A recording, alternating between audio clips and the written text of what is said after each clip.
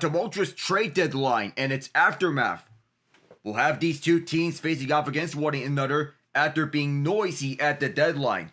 The Tampa Bay Lightning added to their middle six, acquiring Oliver Bjorkstrand to add to their second line, which includes Brandon Hagel and Anthony Cirelli, and bringing back two-time Stanley Cup champion Yanni Gourde onto their third line to once again be their center. The Carolina Hurricanes dealt a lot of noise around Mikko Rantanen. Rantanen told them that he was not willing to sign an extension with them, and as such, he got traded to the Dallas Stars for a package that includes Logan, Stankoven, and 2 first-round picks. Hello everyone, I am Alec Nava. Welcome to the final quarter of the 2025 NHL season. Yanni Gourde and Oliver Bjorkstrand once again being back with the Tampa Bay Lightning in Gourde's case, and Bjorkstrand being a first-time member of the Lightning in his case. Stankoven being a young key piece. We have 2 players who are out tonight for the Hurricanes, Dmitry Orlov and Andrei Vasilevskiy, who are out. Victor Hedman is questionable entering this game. He will be playing. Svechnikov and Orlov are both out. The stage is set here at Lenovo Center. Svechnikov is dealing with an undisclosed injury. It turns out these two were carrying designations. Svechnikov seemed to suffer an injury late in the third period during their win over the Winnipeg Jets. Rod Brind'Amour did not have an update on his status, although he was supposed to be getting checked out yesterday. Orlov is going to miss a first straight game, although Brind'Amour said he was right around the corner. Sliding into the lineup are Tyson Jost and Scott Morrow on the lineup. So the second pairing for Carolina being halved, as Jalen Chatfield is part of that defensive pairing between him and Orlov. A good pairing between these two, that they're finding chemistry with one another.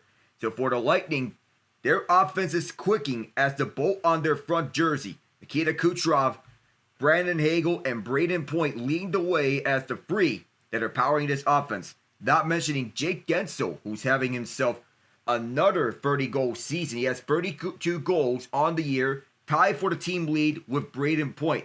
Right behind him are Hagel with 30 and Kucherov with 28. It was the face of the franchise for so long. He alongside him and Steven Stamkos before Stamkos departed in the offseason for Nashville. Kucherov has been electric. Victor Hedman was listed as day-to-day entering this game, a game-time decision, but now he is good to go, and if the Bolts can establish their forecheck and dictate pace, they'll put the Canes in a defensive spiral. Andrei Vasilevskiy is putting up Vezina-winning numbers this season.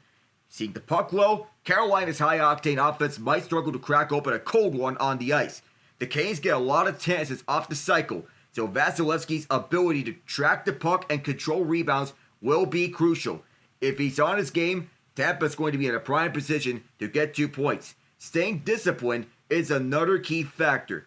Carolina thrives on special teams, and the last thing the Bolts want to do is hand over power play opportunities like free samples at Costco. For the Hurricanes, they don't just play hockey. They come around and go around like waves off the beaches in the southeastern seaboard. The forecheck is relentless. If they can keep Tampa hemmed in their zone, the Lightning might spend more time defending than attacking. If Carolina forces a turnovers to the neutral zone, expect them to turn them into quality scoring chances. Sebastian Aho was a game-time decision for this game. He is good to go. Aho's playmaking and Svechnikov's ability to create scoring chances out of nothing could be game changers. The more that Carolina plays hide-and-go-seek with the puck, the more frustrated Tampa is going to be. Goaltending is going to be a factor. Doesn't matter if it's Freddie Anderson or Pyotr Kochetkov. They need to withstand Tampa's onslaught. The Bolts are going to fire pucks from every angle like you're in a carnival. If the Hurricanes netminder can hold strong, whoever that might be, they have a good chance not to hand out many goals. So as we go onto our lineup, beginning with the visiting Tampa Bay Lightning, as we have a clearer picture of what their lineup's going to be. Jake Guentzel, Braden Point, Nikita Kucherov on the top line. Brandon Hagel, Anthony Cirelli, Oliver Bjorkstrand on the second line. Nick Paul, Yanni Gourde, Gage Gonzalez on the third line. Mitchell Chaffee, Luke Glendening, and Zemgus Girgensons to round it out. Defensive pairings beginning with Victor Hedman with J.J. Moser, Ryan McDonough with Eric Charnak, and to round out Emil Lilleberg with Darren Radish. Vasilevskiy is the starter, Jonas Johansson is the backup. Scratch from the lineup, Cam Atkinson and Nick Perbix. For the Hurricanes, their lineup is like this. Seth Jarvis, Sebastian Aho, Logan Stankoven. Taylor Hall, Jesperi Kotkaniemi, Jackson Blake. Jordan Martinook, Jordan Stahl, Eric Robinson. Tyson Jost, Mark Jankowski, Jack Roslovic. Stankoven and Jankowski being trade deadline acquisitions for the Canes. Stankoven for the Rantanen trade. Jankowski acquired from Nashville at the 11th hour. Defensive pairings go like this. Jacob Slavin with Brett Burns. Shane Goss's paired with Jalen Chatfield. Scott Morrow with Sean Walker. Both Morrow and Joe slot into the lineup in the absences of Svechnikov and Orlov. Pyotr Kochetkov is projected to be the starter. Brady Anderson is going to be the backup. And Riley Stillman is scratched from the lineup. Hedman is back from an injury after missing a 4-0 loss to the Boston Bruins with a lower body injury. He practiced yesterday, but he did not participate in the Lightning's optional morning skate. Svechnikov and Orlov each will not play. Orlov is out for a third straight game, dealing with an injury. The Canes do not have a morning skate, but Kochetkov is going to be the man in net for the goaltending rotation. He is 8-2-2 in his last 12 starts. And Carolina is battling for their 5th straight win, 6-4-0 in their last 10 games. Natchez has been dealt to Colorado in the first Rantanen trade, and the second one, that's where Carolina got Stankoven.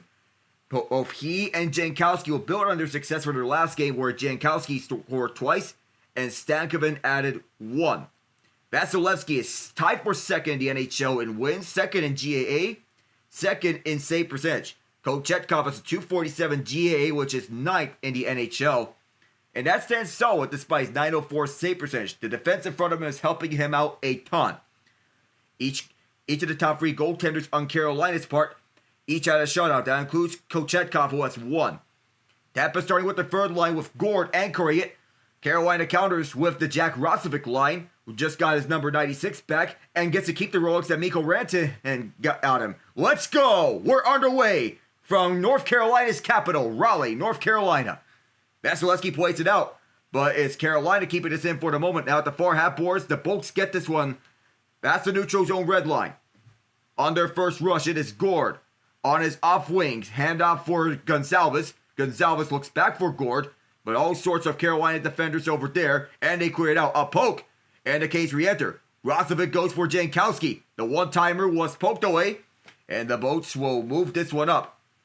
They'll get this one chipping down towards the Canes zone, and smartly doing so without an icing because it was from behind the red line.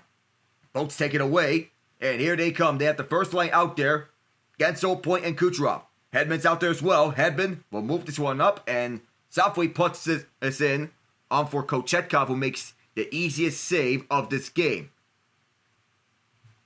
And so far, so good, as among longest tenured coaches, John Cooper and Rod Brindamore are two of the 4 longest tenured coaches in the NHL. And that says something when you have a long-standing and successful session as the head coach of a team. Then you're in good hands here for the foreseeable future. That Coach Cooper is the longest tenured NHL head coach at 13 years. Supposed to control off this faceoff. Oh, that was almost close to getting by, as Kochetkov got a piece of it, and then another one. Then another shot got stopped by Kochetkov, and a 4th try. Kochetkov's there. Rebound loose in front, and Kochetkov throws down. They'll keep this out of the net. 69 seconds into the first period, as Rob Brindamore has been the Carolina Hurricanes head coach, now in his 7th season with them. A bump that led to this one going just wide of the net. It almost squeaked by Kochetkov. Dangerously close to breaking this game open by inches. Off the face-off point in pursuit of the puck, Slavin was right there to keep that one away. Kucherov hounding him. Got it out for Stankoven. Gensel recollects for Tampa, moving it up for Point. Near half boards, a half spin around at the top right circle. Point hands out for Moser. Moser for Hedman, who bobbled the puck, and now here's a partial break at the far half boards. Hedman surrounding the approaching attacker. At the far corner, the Canes looking to get this one through for a chance, but the Bolts clear. Excellent defensive structure as they got the first free shots of this game, and this was fired from behind the blue line, and it goes out of play. No delay of game because this was from across the defending blue line. So as such, it cannot be delay of game if that is the case. So the Canes are off to a slow start. How they rebound will have to be seen. Brent Burns has the most points among active defensemen, 903, ahead of the likes of Erik Karlsson. They were teammates with the San Jose Sharks. And pursues Carolina at the near corner. Seth Jarvis got sticked away by Chernak. A lead for McDonough. Turnover here as Carolina holds his own. This shot got blocked in front. Jarvis on the keep. Back to the right point. This shot was deflected wide over to the near corner. Picking it up is Chernak. Off to McDonough. McDonough wants to clear, but a good hold by Carolina to keep this one inside. Chatfield from a tough angle. And Vasilevskiy was right there to turn that one away. Carolina still in pursuit of the puck, but Tampa gets this beyond the red line, and they chip this one down. Nick Paul the first to collect. Away from Sean Walker. Hagel, quick shot, blocked. Hagel trying to get his own rebound back, but Chatfield continues to shove him. On for Cirelli. Cirelli, look for Bjorkstrand. And we're going to have a penalty. It's going to be a slash.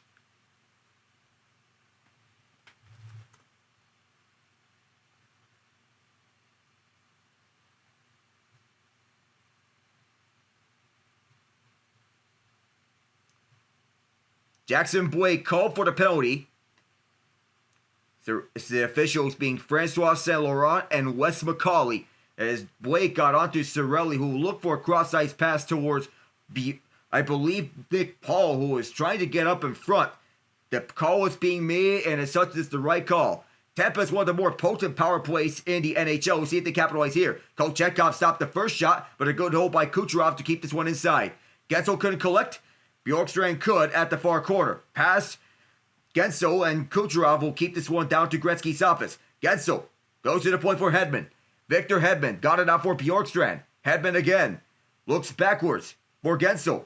Got it out for Kucherov. Look for Gensel across. Carolina's stifling defense has been all over this puck. And their penalty kill here. Down a man.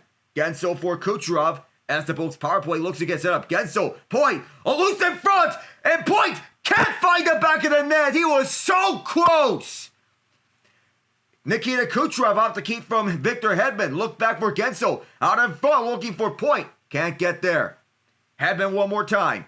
Victor Hedman backed up all the way to the point. Now Kucherov one more time. For Gensel. Jake Gensel looking in front. And that took a bounce off a leg. Right end point at the top of the left circle. And a one-timer from Hedman. And Bjorkstrand fed on the rebound. Bjorkstrand's tied up. He has to go for Hedman. One Hurricanes without a stick. Kucherov in front. There was nothing there. The Hurricane picked up their stick. Hedman a blast. Kicked out by Kochetkov.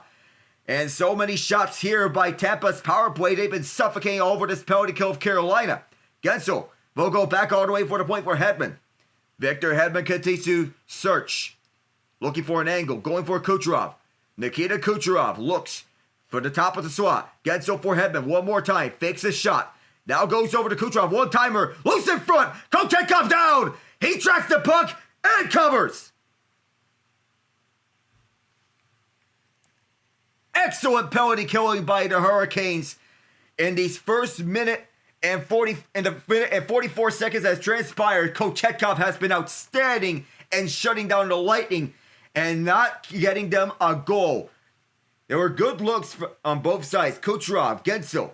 The one-timer feed from Hedman to Kucherov that was blocked in front by Jacob Slavin. You would imagine that it was a glorious opportunity for Kucherov to bank this one at the back of the net. He had all sorts of room at the top of the net. Slavin's presence with his stick was what knocked the puck away. 2 shots for Tampa, none for Carolina here. With 4:15 gone in this first period. Darren Radish with the second power play out there for the Bolts. Nikita Kucherov looking to wraparound pass, and that didn't work out. Now Carolina on a break here. Moving at the far side, Jarvis. Jarvis fires. He scores! An impossible shot from Seth Jarvis. With 2 seconds left in the penalty, it's 1-0 Carolina.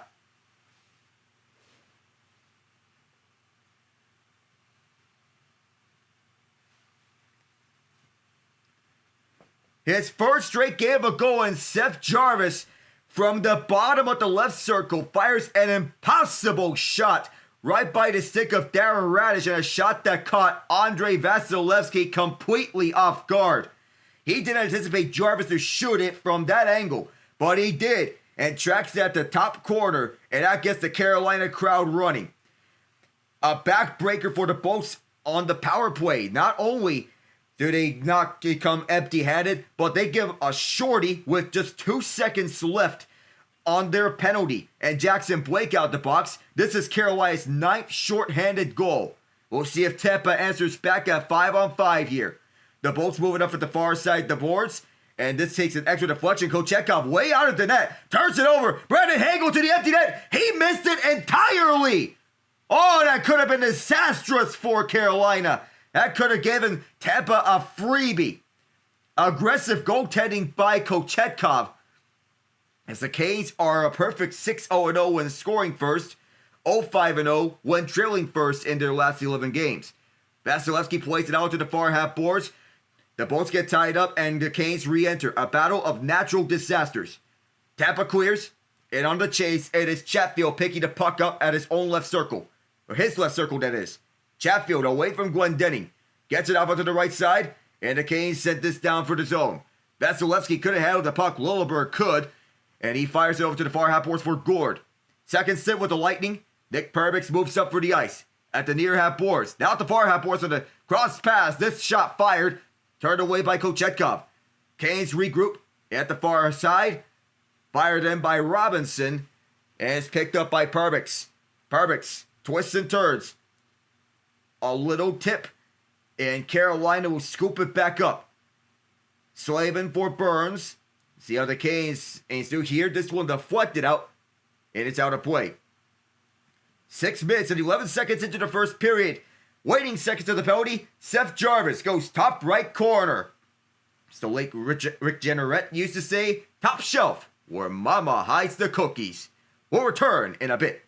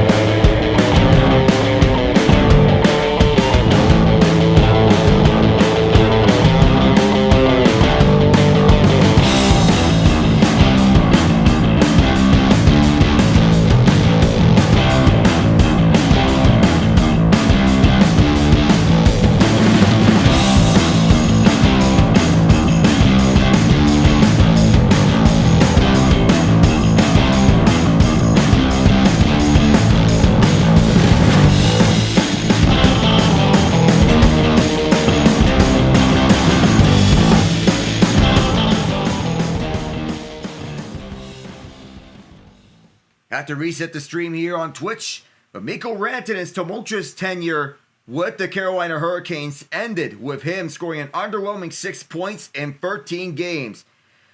And Rod Brindamore said when Rantanen showed up, he said, "There's 4 teams I'll go play for, and you're not one of them." One of those teams was the Dallas Stars, who traded for him in a trade that saw Logan, Stankoven go the other way with 2 first-round picks back here in Carolina. As Sebastian Aho moves around, looking to set up in front of the net, could not find the man in front. Jacob Slavin, deep shot, turned away by Vasilevskiy, and it goes out of play. So as we go up front here and see what is going to take place for the rest of this game, you can expect that Carolina is going to have a sense of stability knowing the core that they currently have. However, playoff success hasn't usually followed them as the deepest they've gone was 2 conference finals exits, both sweeps. They have not won a conference finals game in 19 years. Aho starts out the faceoff. Tampa wins it. In the near quarter, from Moser to Hedman, who got sticked, and Guentzel will scoop it. Jake Guentzel looking for a man in front that was deflected, and the Canes take it back for a split second. Moser got it back for Tampa. Drop pass off, and now it's Moser charging ahead at the near half boards. Turned away by Jackson Blake, and Carolina's on the counterattack. Aho looked for Blake, but Point was there. Braden Point for Kucherov. Dropping it off for Guentzel. Guentzel waits, fires, save! The puck's behind him! Rebound there, kicked out by Kochetkov. And Aho got that one away from approaching traffic. Point on the hole at the far corner. Got shoved as the puck is still up for grabs at that spot. Guentzel approaches there to try to keep this in for Tampa. Burns is there. The puck poked free. Slavin backhand this one away. And Carolina will move this one up for the far side of the ice. Bruce center, Slavin. To the right side of the ice, Blake winds up, fires, it's blocked. Rebound loose in front, has in front, and Jarvis could not fire it home. Blake got turned away, as Hedman, who bobbled on the puck. Carolina will hold the puck inside. Martinuk keeps this in. Logan Stankoven, the new addition for Carolina. Off this keep on the give and go. Waiting at the far corner for the pass in front, and Stankoven could not fire the shot home. The Lightning clear, and Walker load up. Carolina off the turnover. Stankoven's shot blocked off the leg of Nick Perbix. Now back in front. Martinuk fires it, and that's wide. Chase for the puck. Walker going after it on the neutral zone. Walker fires around. That hit the referee, and Tampa will have a chance here. But the left circle kicked out by Kochetkov off of Yanni Gourde. Here's Nick Perbix, who loads up, fires it, and that's blocked in front. Did it ricochet off the glass and stay in play? That's what the officials are saying. Jordan Stahl around Emil Lilleberg will dump this in, and Carolina will go for a change. 5-2, the shots in favor of the Lightning here. They've been having the majority of the attacks here. Cross-ice pass going to Anthony Cirelli as he is charging hard down the near corner of the ice. Nick Paul turned away by Scott Morrow, I think, and is cleared out the center. Robinson moves it up. No offside, it's the call. Rosovic looks to backhand, a tie-up here and there as Morrow wanted to get his presence felt. Morrow keeps this one inside as his glove down. Off the poke is Robinson, who goes down low. Robinson sticked away by Lilleberg on the shot from a sharp angle. Even more of an impossible angle than the one that Seth Jarvis got it off. Out comes Rosovic, one-timer. Fanned on entirely, and it exits out the center. It's picked up now by Carolina. Shane Gostisbehere moves it to the center and then back. He dumps this in, and in pursuit of the puck is Ryan McDonough. McDonough moves this one around. At the near half boards, it's held inside by Stankoven. A hard charging forward, that was Tyson Jost, who kept this one inside with a hard charging hit. Near corner as this one bounced around, Kotkaniemi fires it, and Vasilevskiy saw this puck go behind him. And the whistle blows. For whatever reason, as the officials lost sight the puck, they believe that Vasilevskiy had it covered. He didn't, though. And so this play will result in a face-off to Vasilevskiy's right. This is not what Hurricanes fans want to anticipate, but the situation in Nashville found themselves in Game 6 of the 2017 Stanley Cup Final being realized. 10:20 to go in the first period. We have a face-off to Vasilevskiy's right. We'll see if the Hurricanes can win this. And getting tossed out for the draw is Luke Glendening. Coming in now is Yanni Gourde. Kotkaniemi wins the face-off. Let's go to Walker. Walker fires this one, and it's blocked out of play.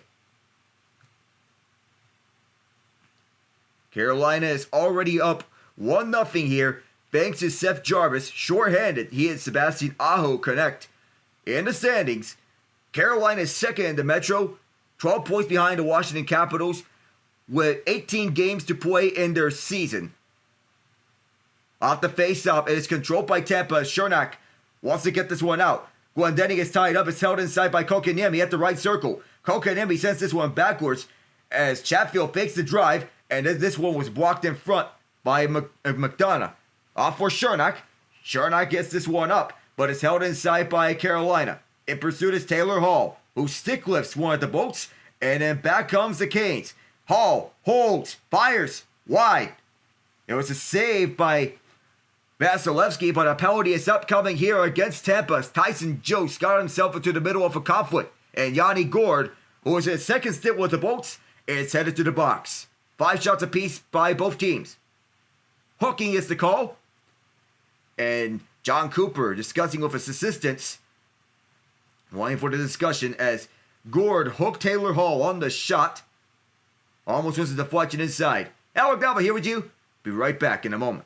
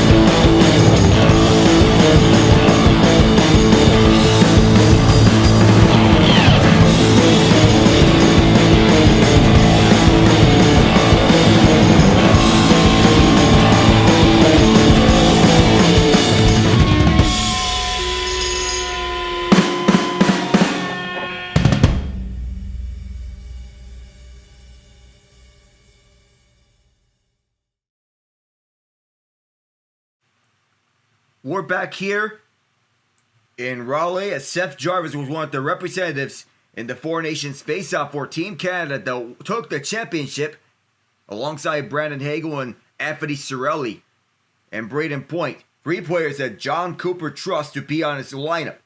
He'll be the coach of the Canadian Winter Olympic team in men's hockey. Off this face-off, Shane Gostisbehere. He looked for Aho, tried to fat this one backwards but couldn't do so. Good hold by Hall, but Cernak immediately recovers for the Bolts. Trying to clear but could not. Nick Paul third time, and it's a charm. Kochetkov moves out of his crease to get this one in front for Gostisbehere. Power play quarterback number 1 for the Canes, as his first power play unit is leading the way. Seth Jarvis, right by 2 defenders, including Cernak. Cernak tried to get this one out. It exits out of play, as Aho was trying to get this one through. The power play for Carolina since the turn to New Year, 7.9%. The worst in the NHL on this calendar year. They need to get a spark going, and it hasn't worked out with Mikko Rantanen. So Logan Stankoven is the hope that they'll get this one going. Off the draw, Tampa scoops it. Brandon Hagel clears it. And back to retrieve is Gostisbehere, who wants to lead this core up. Moving up for the far half boards near the Carolina bench is Aho. Sebastian Aho loses the puck as there was a stick in the lane, and Tampa wants to get a rush going. And they can't as Brandon Hagel got tied up at center ice. This prompts Jarvis to come back with the puck. Jarvis around Hedman. Jarvis will move it backwards for Aho. Aho moves ahead of Cirelli. Now positioned at the far corner with Hedman on him. To Gostisbehere. Back for Aho. Aho down low for Hall. And now back to Aho. Gostisbehere one more time. Gostisbehere fires. Rebound was swept away. Off the initial save from Vasilevskiy. Both teams change units as Kochetkov goes to the left circle. Brent Burns is out there. Just turned 40 years old. Now Jack Roslovic. Kokaniemi. Too far for him, but in pursuit now is Walker. Poked away once and twice. Kokaniemi couldn't get this one backwards. Now he can as Burns was there on for Walker. 2 defenders on him. He gets this down low for Roslovic at the near corner. Now back for Walker as this one's poked away and out to center. Burns. Moving on with the far half boards. Firing this one around. The Lightning are all over that as Kokaniemi will get this one back for Roslovic. Waiting seconds of power play. Burns for Roslovic again. Freeing up space for Walker, a floater. And Vasilevskiy places one out. So there was nobody in front. And out the box now is Yanni Gourde. He fires. A save. The rebound could not be shot at. And it was swept now by Carolina. And 2 players collide, including Gourde. Yes, Perry Kokaniemi moves up over to the near half boards. Robinson goes back to him. 2 shots on the last power play. Carolina leads 1-0 thanks to Seth Jarvis and the penalty kill. Bouncing puck over to the right point, and this shot goes wide entirely. Eric Robinson was trying to deflect that one in front. The Bolts move it to the near half boards, and it's Jake Gensel getting by Jacob Slavin, and this puck may have went out of play. This faceoff will come outside of the Carolina zone, but Tampa has been so far the better team in terms of 5-on-5 play. Yanni Gourde could not locate this puck on his own rebound. He let it slip right by him. And that is the end of the story. 225 GAA for Vasilevskiy is second in the NHL behind Connor Hellebuck with a 201 and ahead of Logan Thompson, who has 231 in his first year with the Washington Capitals. 7-10 to go in the first period as the Bolts get this one inside the Carolina zone, only for it to be cleared out. Bjorkstrand wanted to go back, but it's a turnover. Jordan Stahl around for the near quarter. This is the 8th season for Vasilevskiy where he has recorded at least 30 wins. The second most among active goaltenders, only behind Marc-Andre Fleury, who's playing his final season in the NHL. Stahl wanted to keep this one inside as the Bolts tried to clear. Moser a second time, and they do get it out. Chatfield meets what I believe is Point. Up the near half boards. Robinson could not locate this pass. Vasilevskiy plays this one out. Lilleberg for Moser. Moser plays this one to the Tampa bench. Jarvis trying to hard press Gage Gonsalves as Gonsalves decides to dump this one as he was smothered. To the penalty box doors, Blake. Blake, cross ice. Carolina gets this one down deep. From the right circle, cross ice, intended for Aho, only for him to be met by Glendening. Luke Glendening, the former Detroit Red Wing, moves it up for the ice for Gonsalves, and across the ice for an offside was one of the Bolts as Gossesbear gets thrown at. And it's not Mitchell Chaffee in the lineup for Tampa. It's actually Nick Perbix as the 7th defenseman for John Cooper's team. Chaffee is a healthy scratch. Perbix swats into the lineup. Cam Atkinson, another healthy scratch, as he was sent down to the Syracuse Crunch with his contract being waived. On this faceoff, Carolina will get this one. 5:55 remaining in this first period. And at the near half far half boards, actually, they moved this one up. On May 6th, Lincoln Park will be coming to Lenovo Center as part of their From Zero tour. This event is sold out at Raleigh. That is Nick Paul. He wanted to go down low, but that was a good cutaway from Gossesbear, but the Bolts hold it. Perbix from deep. Stopped by Kochetkov. The backhander from the high swap from McDonough was blocked. From the far corner, Cirelli tried to pick it up, but he's being hounded once and twice. Perbix on the hold. A shot went wide. The rebound was picked up by Chatfield. Chatfield away from Hagel. Another extra touch. Nick Paul tried his best to keep this one for the Bolts, but it'll be picked up by Perbix from his own zone. Perbix fires this one inside beyond the red line. A fan on the touch by Brett Burns, and Burns gets this one to center. In pursuit is Jokes. Radish keeps this one away. Through the far side, Tampa moving this one up. Bjorkstrand around Kochetkov's crease. Bjorkstrand gets this one back behind the net. At the far corner, Bjorkstrand fires it, it's blocked. And Lilleberg will be the first to the puck at his own zone. Forced deep by Jost. Bjorkstrand now. 4:35 to go in the first period. It's 1-0 Carolina, and a penalty is coming up against Tampa Bay as Gossesbear got tripped, and that's the easiest tripping call to be made. Gage Gonsalves is on its way to the box. And it looks like both of them might go. That's the question.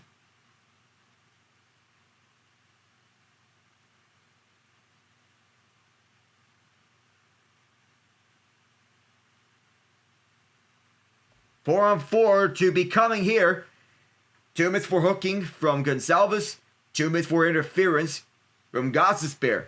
So it's 4 on 4 for the next 2 minutes when we come back here from Raleigh. Gonsalves hooked Gossesbear, and Gossesbear interfered with Gonsalves on the play before.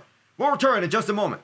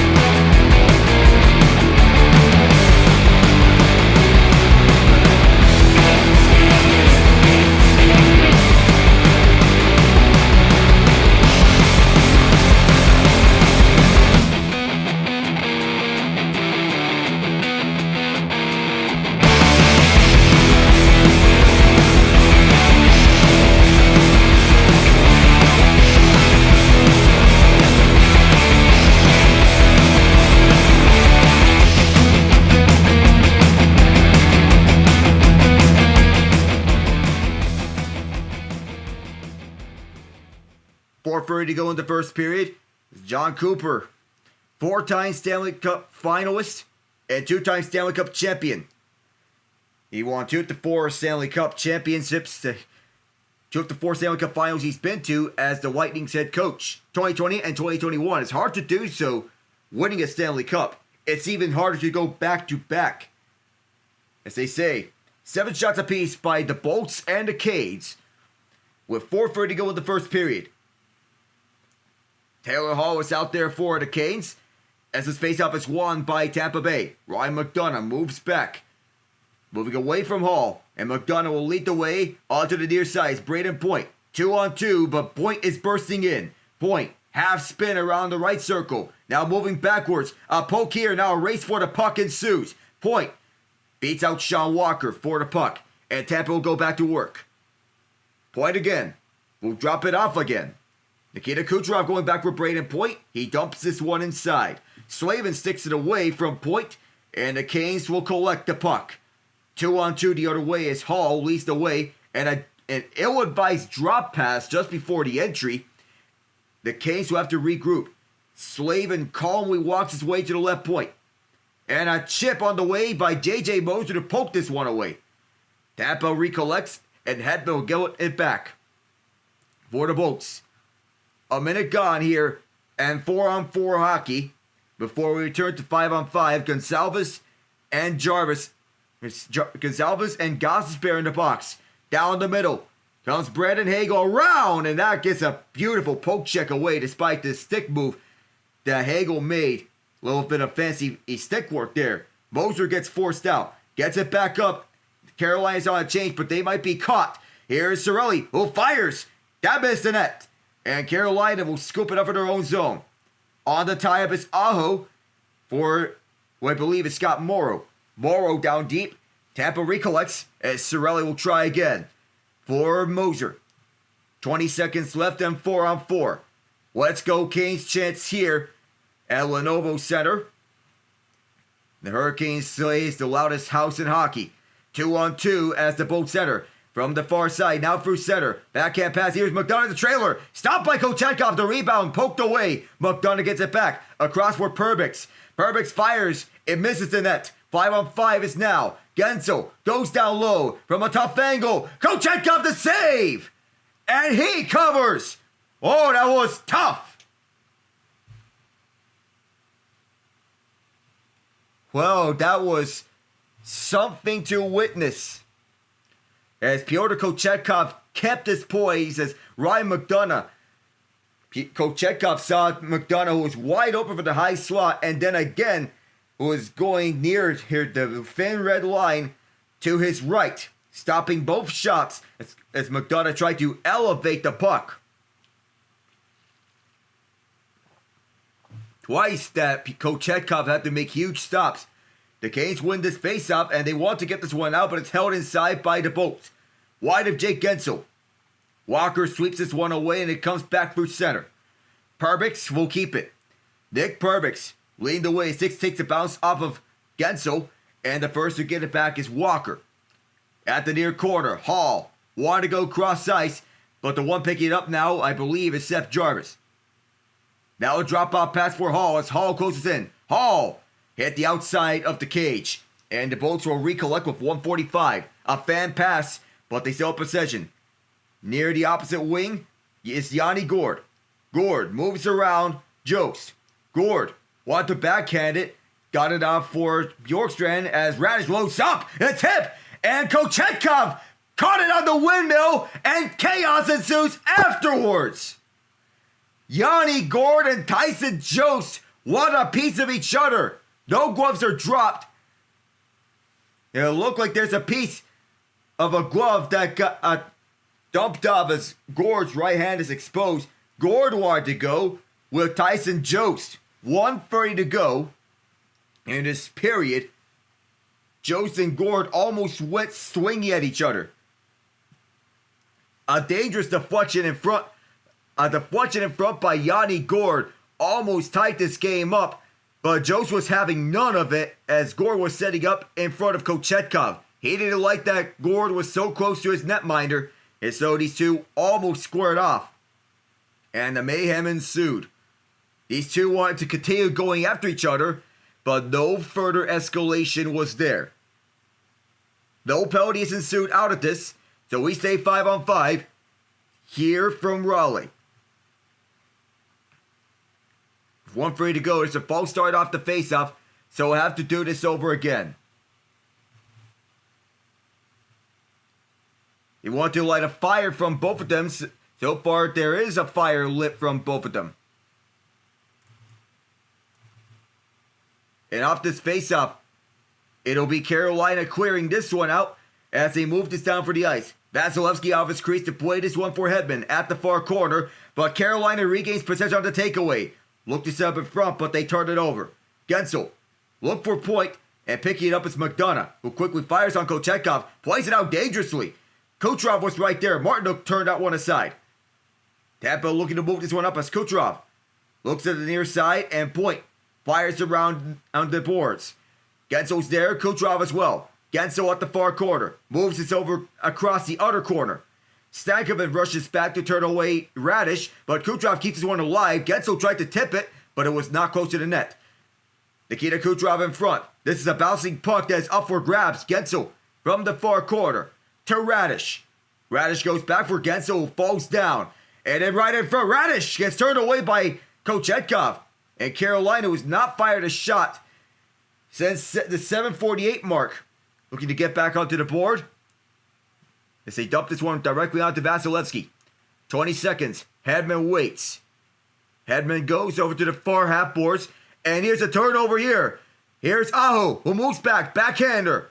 Blocked aside. Sebastian Aho. Jackson Blake could not hold it. And with 5 seconds, Tampa will get one last rush. They'll dump this one down. Gergensen's going after this puck. Chatfield was right there. And that's going to get the clock run down to 0-0. After one, Seth Jarvis' goal shorthanded is the only goal that stands. Carolina has won 8 consecutive games when leading after the first period. Will the streak continue? We'll find out when we come back for the second period and the rest of the way. I'm Alec Nava. The first intermission report is next.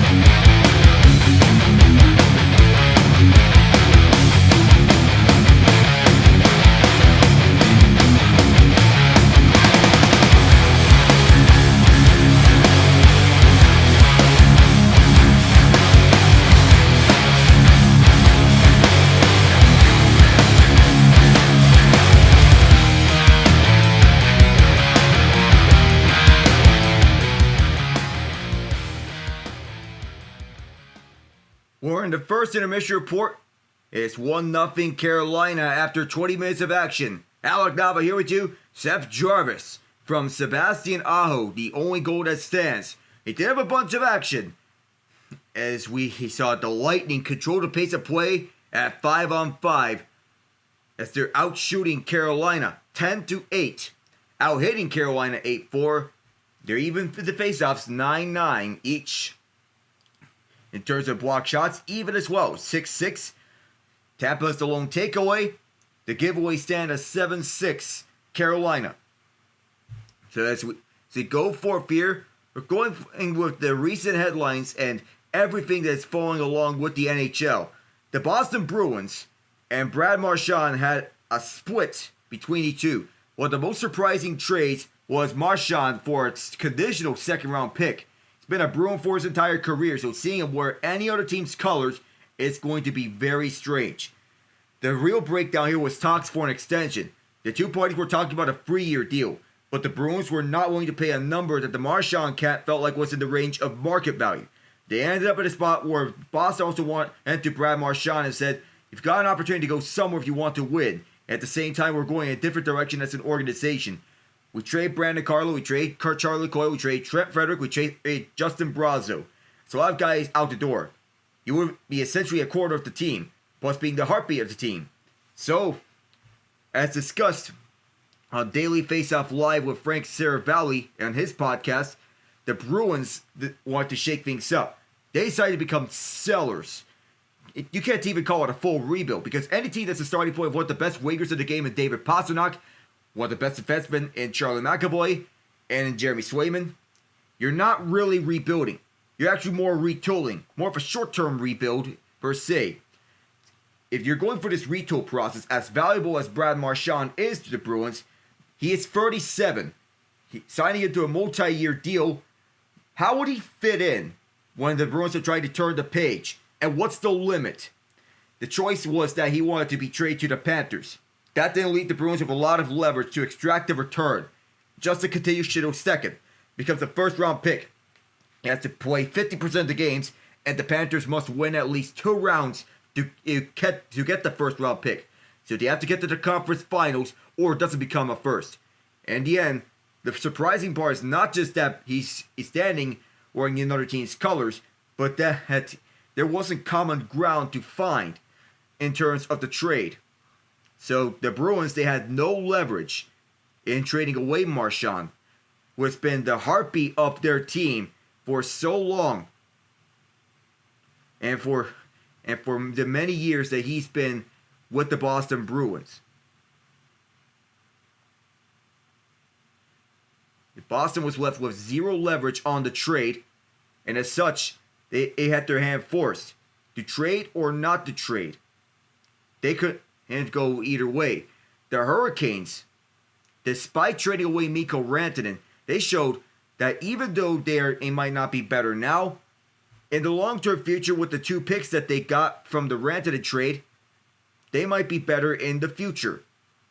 And as such, Logan Stankoven in your Carolina Hurricane, there's not a belief that anyone in the right mind could argue that this is the exact juncture of the career that Stankoven is better than Natchez.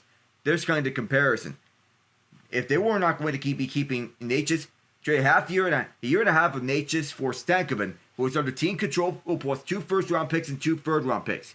The long haul could be beneficial for Carolina, but the fact that they want Natchez, if they went to Natchez, then Rantanen, then Stankoven, I know you could argue that they're better in the year now.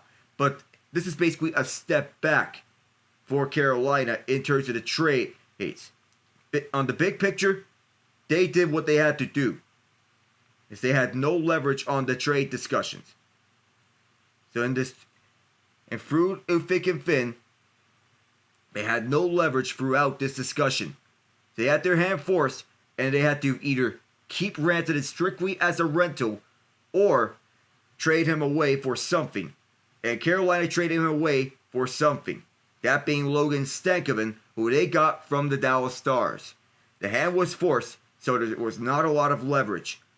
The Ottawa Senators, as we speak of them, got to cover their win over the Detroit Red Wings yesterday. They mean business. and they're hunting for a wildcard spot in the Eastern Conference. They are now won 3 straight, 4 of their last 5. Not only did Dylan Cousins get welcomed by Sens faithful, he got the game-winning goal on the power play with 5 minutes left. The story, though, Linus Ullmark, where he stopped 48 of 49. That was a playoff atmosphere, and this was a game that the Sens needed to have. They grinded for the season. It's been the Ullmark injuries, a little bit of a tough start, and they found themselves to get to Christmas and then breathe a sigh of relief. We survived the road trip, and we're right in this. It's not a lost season. Ullmark has seen his struggles with injury, but there was a big watershed moment. The emotion that Brady Tkachuk had when Josh Norris got traded away to Buffalo. Then Dylan Cousins comes in and scores an enormous goal. He's talking about how good it feels to be involved in the playoff chase. The team has been different this year, with the odds are stacked up against them. They haven't got a lot of help along the way, though. They were capped out, tough decision to make. They can't make a sizable deadline addition without subtracting something. And now Cousins has 2 points in his first 2 games as an Ottawa Senator. They had their hand forced, but here they were in a situation where they could get the wins on the board. For Brad Marchand in the front, he's not playing for the Panthers tonight as he returns to Boston, but Paul Maurice told the media that the team is hopeful that he will make his debut with the team before the end of the 2025 regular season. He's out on a week-to-week basis because of an upper body injury. He sustained the injury back on March 1st in the Bruins' 3-2 win over the Penguins when P.O. Joseph knocked him onto the boards. The Panthers' season ends on Tuesday, April 15th, leaving them with exactly 5 weeks of the season for Marchand to return and get acclimated with the team and their system before the start of the playoffs. The update comes to the day that the Panthers play Marchand's former team in Boston. He won't be able to play in the game because of the injury, but he'll still be in TD Garden as a member of the road team for the first time in his career. This trade was in the wake of the contract disagreement between Marchand and the Bruins. Marchand's a pending UFA of his 8-year contract with $6.125 million cap hit in its final year. Once the Bruins were unwilling to meet Marchand's demands for a new contract, they wanted to explore a trade. With Marchand joining the Panthers, the Bruins fulfilled their wishes, and they granted his wish. He's been struggling with production a bit more than usual, though that may be age catching up to him. He has 21 goals and 26 assists for 47 points in 61 games this season. That would put him on pace for 62 points before his injury, his lowest point total since 2016 before he broke out as an elite winger in the NHL. So that is the recent headlines here throughout the National Hockey League. Coming back onto the game-by-game slate for what we're seeing throughout the NHL with the score lines around the league. One of those being the Vegas Golden Knights and the Pittsburgh Penguins, with the Penguins surprisingly up 2-0 past the halfway mark of the second period. Tristan Jarry stopping all 17 Golden Knights shots, and Sidney Crosby has both Penguins goals, one of them on the power play late in the first period. The Florida Panthers, no Matthew Tkachuk, no Brad Marchand, no problem. They're up 1-0 thanks to Dmitry Kulikov, whose goal was set up by Sam Bennett, and Sergei Bobrovsky has stopped all 15 Bruins shots. Jeremy Swayman is 13 of 14 on the goal saving board. The New Jersey Devils up 3-2 on the Columbus Blue Jackets. Columbus trying to make the playoffs in what has been an emotional year. New Jersey scored the first 3 goals of this game thanks to Nico Hischier, Paul Cotter, and Jesper Bratt. However, Columbus has scored the last 2. Matthew Olivier, who broke out for a career-high 14 goals, scoring his 14th as the first goal of this game for Columbus, and Kirill Marchenko brought the Blue Jackets within 1 in the second period as they are back in this game. The Philadelphia Flyers and the Ottawa Senators are even up at 2 apiece, with Anton Forsberg getting the start because of Linus Ullmark starting yesterday with a 48-save masterclass. Brady Tkachuk and Tyler Quevin got on the board for Ottawa in this game. First goal by Philadelphia scored by Jamie Drysdale. And it's all evened up at 2 goals apiece between these two teams. And that latest tying goal was set up by Cam York. And the second goal of the season for Rodrigo Aballs. The Avalanche scoreless. The Wild and the Jets lead the Rangers 1-0. As it's Igor Shesterkin in net, Connor Hellebuyck with just one save. Vladislav Namestnikov has the only goal of this game. A journeyman for the NHL now has a home with the Winnipeg Jets. Avalanche Wild scoreless. Goaltenders are Philip Gustafsson and Mackenzie Blackwood. Keep an eye out on these two high-end goaltenders between them. The second period will be coming up next. I am Alec Nava.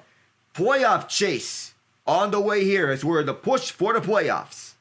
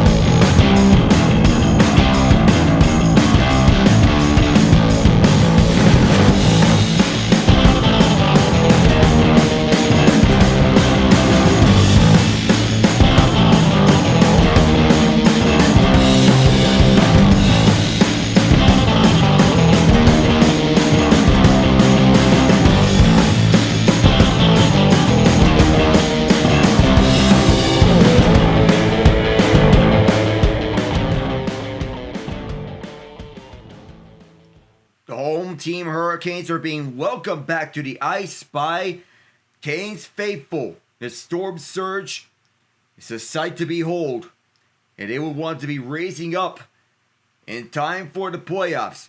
The Lightning wanting to win their third Stanley Cup in 6 years, much of a pattern which the Detroit Red Wings won it in their dynasty when they won 3 cups in 6 years, 97, 98, and 02. However, it's a salary cap league now. The Lightning are looking to do something that is rare to do in the salary cap era, winning 3 cups in 6 years.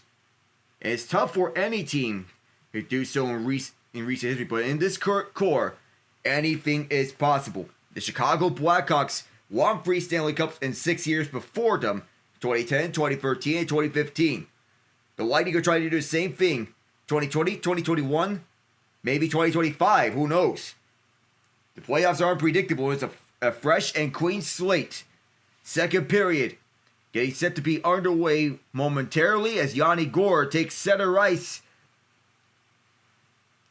Right opposite what I believe is Mark Jankowski, and yes, it is Jankowski. And Gourde wins this faceoff. Let's get this going for the second period. Fired inside by the Bolts as Jankowski's going after the loose puck. Around Gostisbehere is held in by Girgensons. Gonçalves.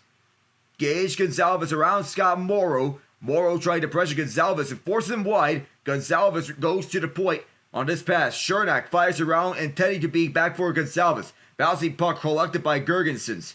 Move down, and down goes Gonçalves. He gets back up on his feet. Puck is taken away by Jankowski, and several bodies go down like bowling pins. Backguard to Bowes. A backhand shot was blocked. And the Canes recollect it, only to give it up for the Bolts. Gonçalves. From near to far on this pass as Robinson wanted to get back to this puck, and he did. Around the end boards is Roslovic. Roslovic is met by McDonough. Roslovic will go to the left point on this light shot that found its way to Vasilevskiy, and he covers up. The Hurricanes lead the NHL in home wins this season with 25. The Lightning are third in this category, tied with the Jets, 23. The Dallas Stars and Vegas Golden Knights are right behind the Hurricanes in most home wins this season, each with 24. In fact, the Golden Knights are playing right now, but they're on the road. As such, they're having themselves in a dogfight with the Penguins, but they have just cut their deficit to 1. The Bolts take this puck off this faceoff. Carolina is 8-2-0 in their last 10 home games. Now this goes out for the rest of this game. Blake off the feed from Aho. It's Hedman had the puck knocked away from him. And the Canes putting the Lightning under duress as Aho gets us off from danger, but Hedman recollects for Tampa. J.J. Moser gets this out the center, a backhand bat off the puck to Getsel. He had it knocked away from him. Fans are trying to re-enter their seats, and up through the left wing side is Jackson Blake to center. Blake forced wide in front, and a big save by Vasilevskiy. Another shot got kicked out by Vasilevskiy as well. Kucherov, there was plenty of room for Carolina to fire at, and they can't capitalize on the opportunity, and the icing is going to be signaled.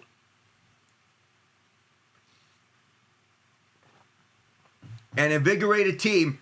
Carolina is looking to get back up to as this pinball towards Seth Jarvis right onto his breadbasket. However, the finish was not there as Jarvis tried to go far side. Vasilevskiy, however, was right there to stop that puck. Not the place you want to place it at. This is off wing.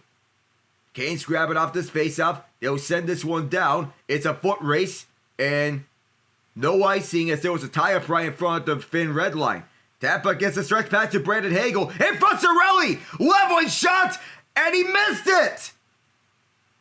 Nearly tied the game as Tampa had chance after chance to even it up. Cirelli turnaround shot gets blocked. Hagel wraparound! Kochetkov there! And he swallows up any semblance of a rebound. This game has been turned upside down. It's not because of Tampa scoring. They got chance after chance. Cirelli rang the right post and barely missed it. Hits the tying goal. He hit the crossbar. He leveled that above Kochetkov. Just dinks off that crossbar as he got the setup pass from Hagel. Yanni Gourde to the right of Kochetkov. Folks started to draw. We'll have to do this over again. And Cirelli's on the bench wondering what went wrong. Cirelli has 20 goals this season. Let's see how things work out for the Bolts. Off this faceoff, it is held in by Moser.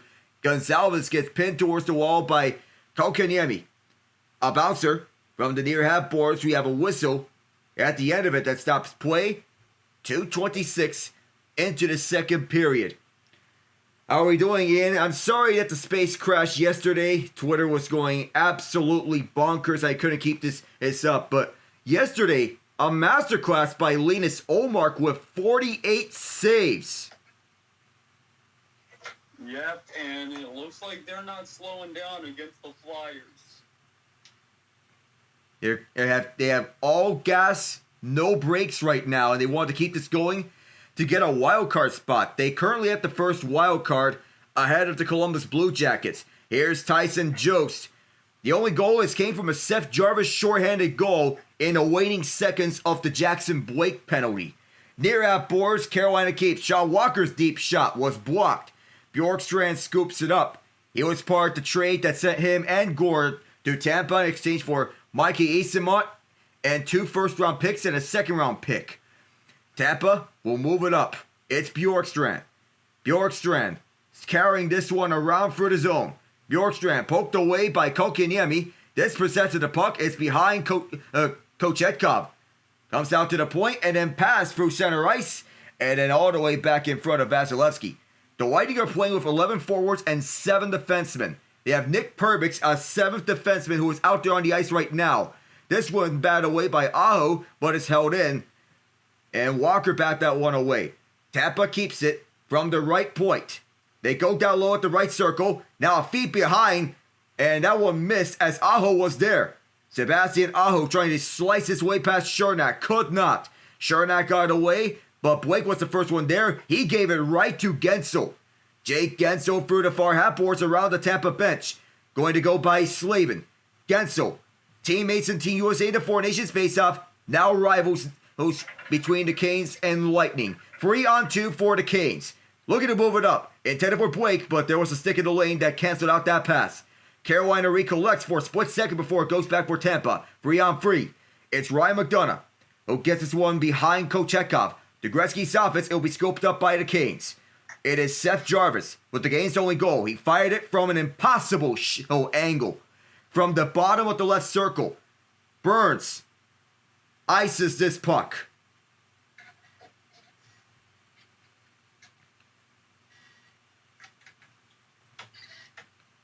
So as for this game, there are 2 notable absences for Carolina. One of them is Andrei Vasilevskiy, the other Dmitry Orlov. Carolina is down 2 players, but so far they've been recouping that for what they have on the ice. No Svechnikov, no Orlov. Well, so far it's no problem.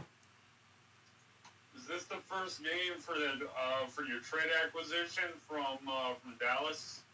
This is the second game. Second.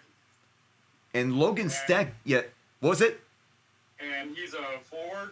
Yeah, Stankoven's a forward, yes. So you replace a forward with another forward. We get another icing. So I know that Carolina arguably got worse this season, but given the return for Carolina, they'll be fine on the long haul. Agreed. You get those 2 first-round picks and 2 third-round picks as part of return.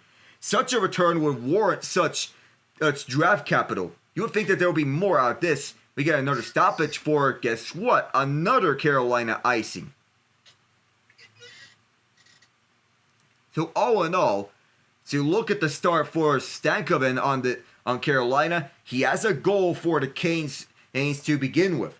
The other acquisition, Mark Jankowski, who the Canes got from the Predators, he scored twice in his first game with Carolina.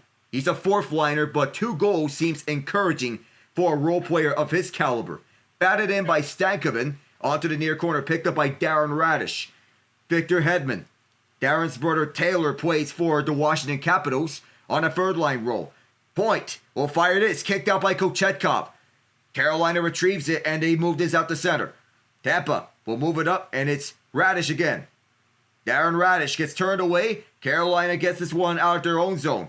Martinuk gets turned and he'll send this one out. Vasilevskiy almost ran into trouble. Tampa will get this one down. On for the right side is Radish. Sends this one down the ice before he heads for a change. Pyotr Kochetkov moves this one across. And it's Jordan Staal. Logan Stankoven gets forced backwards. And then a chop for clear. Up forward where Vasilevskiy plays this one out. The Lightning got the advantage in shots, 13-11. They've been the better of the 2 teams in 5-on-5. No icing, but Kochetkov's way out of the crease. This is aggressive goaltending that he plays a lot like. Sort of like this caliber of Jacob Markstrom does it with the aggressive goaltending. Dumped in by Jankowski. Roslovic tracks it. Gonsalves was the first one there. At the far half boards, Robinson wanted to chop at it. Robinson moving for Roslovic. Roslovic surveys. Roslovic going to the slot. Jankowski was turned away. Oh, and Gostisbehere could not reach the puck. And now moving up is Nick Perbix, who drops back for Gonzalez. Gonzalez fires, and that one over the head of Kochetkov. From the right boys, held in by Tampa. Down low is Gergensons, the former Buffalo Sabre. Watched by Roslovic. He goes to the far or half boards to the point.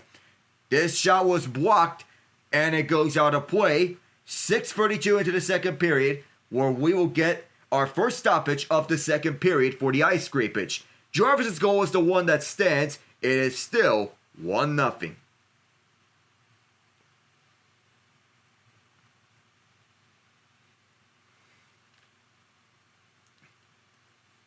I know the Senators, they do mean business on their playoff chase. They do. First time since the knuckle puck, right? Yes, the knuckle puck.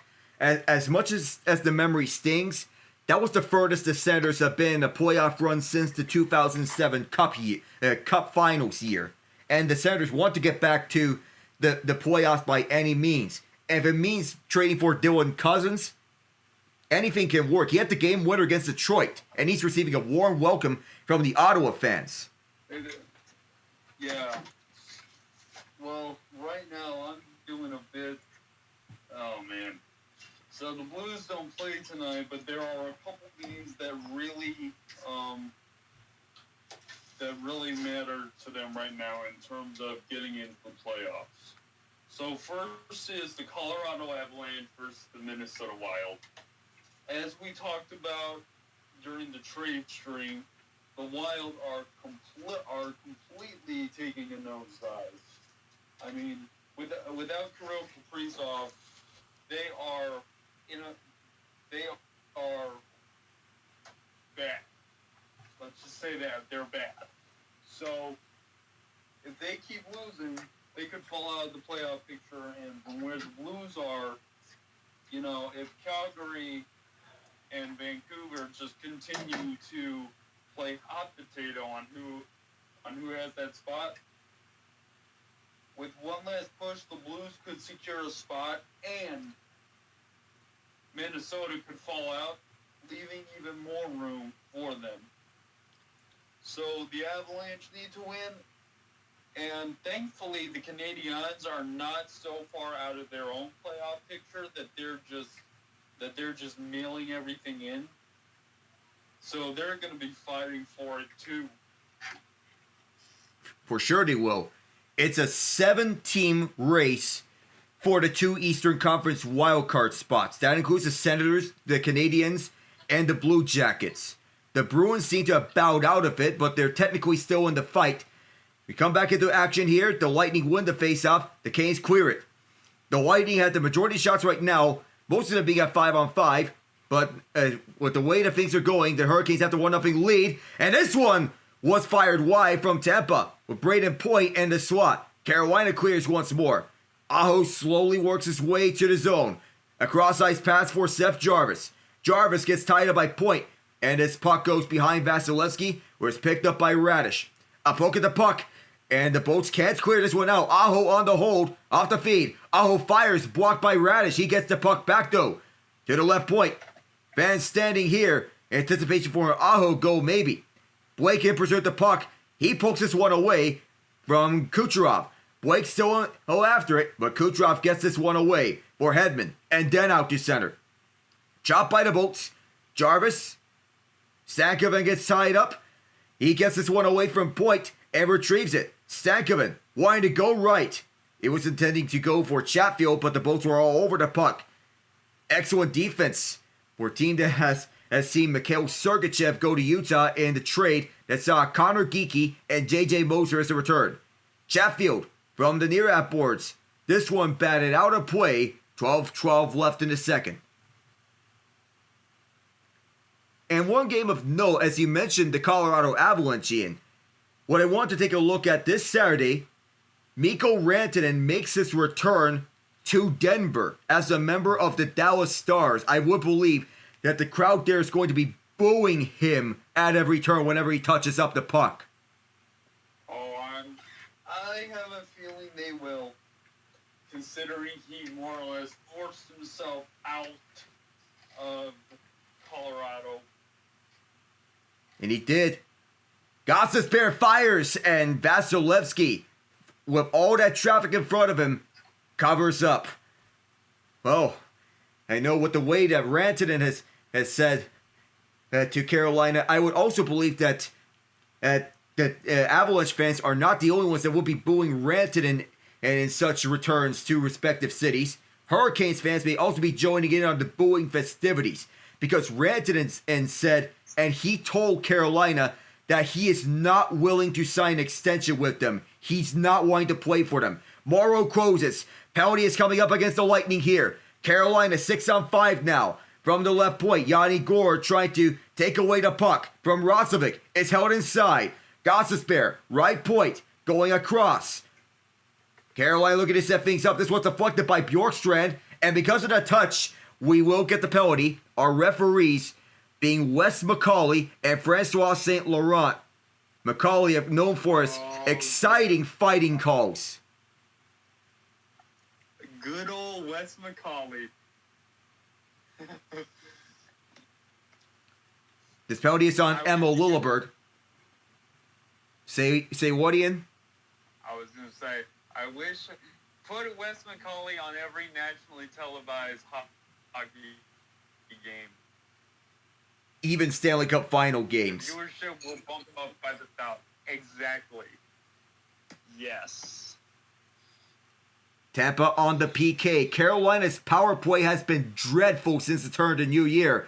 Off this shot, it went wide, but Carolina's power play entering this game has been converting at an 8% clip in 2025, the calendar year, not the season. For the far side, Hall. Chance to change that. Aho gets poked from behind by Cernak, but he does keep this in the zone. Stankoven's tied up by McDonough and Cernak. The pair reunited again before the season with that trade with Nashville. Kochetkov off the clear from McDonough. It'll be started up by Gostisbehere, with Gostisbehere moving it up through the middle. He fires the one around the far boards. It makes its way behind Vasilevskiy, with Cernak trying to clear it. Stankoven kept it alive. It's Aho. Work his way to the point. In front is Hall. That bouncing puck comes to Jarvis. Seth Jarvis keeping this one alive for Gostisbehere, and then back for Jarvis. Jarvis. Poked away, and here comes Hagel. Could this be another shorthanded goal here? 2-on-1. Brandon Hagel and Anthony Cirelli. Backhand pass, and Kochetkov turns them away. Back the other side comes Aho, 3-on-2. Sebastian Aho for Taylor Hall. Hall with 43. One-timer Burns, stopped by Vasilevskiy. Vasilevskiy going back for Burns at the line. Brent Burns down low for Aho. In front on the deflection. Vasilevskiy blocked by Hedman. Victor Hedman wants to clear it out, but Burns is on the hold. Aho going across for Vasilevskiy. Vasilevskiy. Burns. Burns fires. Blocked. It comes back for him like Thor's hammer. Aho has an option down low. It's Hall. Going in front. The pass is intercepted. And the Lightning clear. And they can run down the rest of this penalty unless Kochetkov is wanting to go deep on the pass, which he is not. Burns waiting seconds of the power play. Jackson Blake moving around for the near side. Send a pass in front. And a shot just as the power play expired. Vasilevskiy turns away Sean Walker with 9:34 left in the second. But we were so close to a second shorthanded goal in this game between Hagel and Cirelli. Seth Jarvis at the only other shorthanded goal. But we stay with a 1-0 lead by Carolina. So close to going one way or another. Well, we're not having an ice scrapage, it seems. Or actually we are. So this is the ice scrapage. ESPN never cut away from the original. Huh. So on this stoppage, New Jersey is up 4-2. And given that they are without Jack Hughes for the rest of the year, they need their otters to step up because the trade talks between them and the Blues for Braden Shen completely fell apart. What they ended up with is Brian Dumoulin for back-end defense. That became a priority when Dougie Hamilton and Jonas Siegenthaler went down. But here's a name I want to mention. Timo Meier. He's been polarizing in his Devils tenure, but when playing at his peak, they're getting a physical forward who can be an offensive dynamo. He has the goal that puts the Devils up 2 in the second period, and they're up 4-2 against the Blue Jackets at the second intermission.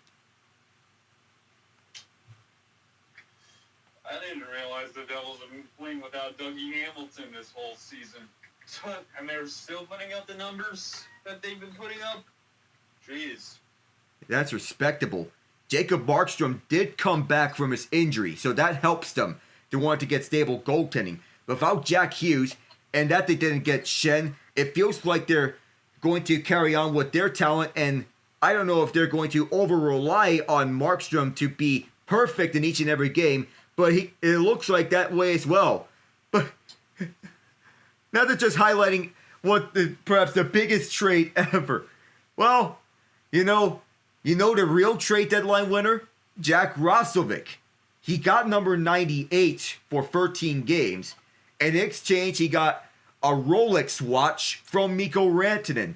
And after Rantanen got traded to Dallas, he gets to keep the Rolex watch and get back number 96. Excellent. Although, a quick question now, Alex. Does the NHL have Rookies of the Year awards? Or does it have one? That's the Calder Trophy. The Calder Trophy? Just go ahead and give it to Pavel. Pavel Dorofiev is a rookie, right? I don't believe he is, but if we're talking about Rookies of the Year, you would think about how Matvei Michkov has been thriving with the Flyers. Other players that could be getting into this conversation are Macklin Celebrini and Logan Stankoven. Oh, the stick broke for Bjorkstrand, and Carolina will get this one up the ice. Roslovic gets tied up. Of course, the Rolex man, that is. Gage Gonzalez back with the puck for Tampa. Coughed it up, and the Hurricanes come back with it in this battle of natural disasters. And now back the other way. Ilko Chetkov's way out of his crease. He has to retreat back, but he has some safety help at the far corner. Do you remember when I talked about how Kochetkov plays a style similar to Jacob Markstrom? About how going way out of his crease and being over-aggressive at times. At times it can always result in, if you're a goaltender, 10 to goal. And now at the near corner, it is Point around Brent Burns. Tapped it backhand onto Kucherov, and he got dispossessed. Carolina starts to rush. Here comes the potential 2-on-1. Oh, load is Seth Jarvis. The backhander is stopped by Vasilevskiy. Andrei Vasilevskiy has been lights out when facing breakaways. This one no different. Aho, his shot from deep is blocked. It keeps the puck alive for Jackson Blake. Then Tampa gets it back. Gensel. And cross ice for Kucherov and then back for Point. He gets dispossessed. Back come the Canes. It is Jarvis again. Going cross ice for Blake, who waits. Jackson Blake. Across the ice for Burns. Burns fires it, missed it entirely. Blake going for Aho, who gets poked away by Gensel. He and Slade were teammates on Team USA in the Four Nations face-off, but now they're up against each other. I was mentioned previously. Victor Hedman, one of the key players of Team Sweden, his gloves down by Chatfield, and it gets poked away. And here is Point. Point trying to get it through, but there are all sorts of Hurricanes by them, and the Lightning are trapped. Here's Stankoven, cross ice. Oh, what a save by Vasilevskiy! Excellent recovery to go coast to coast for a phenomenal one. Now back comes Martinook. His backhander, score! An impossible shot, so nice, they had to do it twice. It's 2-0.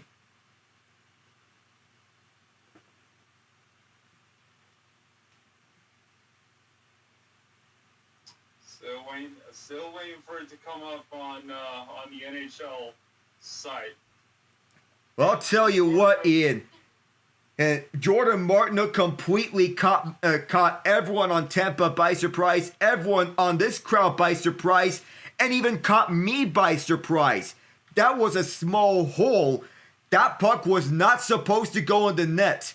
We all thought the Seth Jarvis chance was going to be good enough to go towards the net, but Vasilevskiy's reputation for stopping in pucks on breakaways is so huge, and he goes post to post for the save. But Jordan Martinook finds the smallest of holes to bank this into the back of the net, and a quick shot from Brandon Hagel gets turned away. Across the ice, saved by Kochetkov, and it's held inside by Moser. Moser fires, and Kochetkov covers up with 6:44.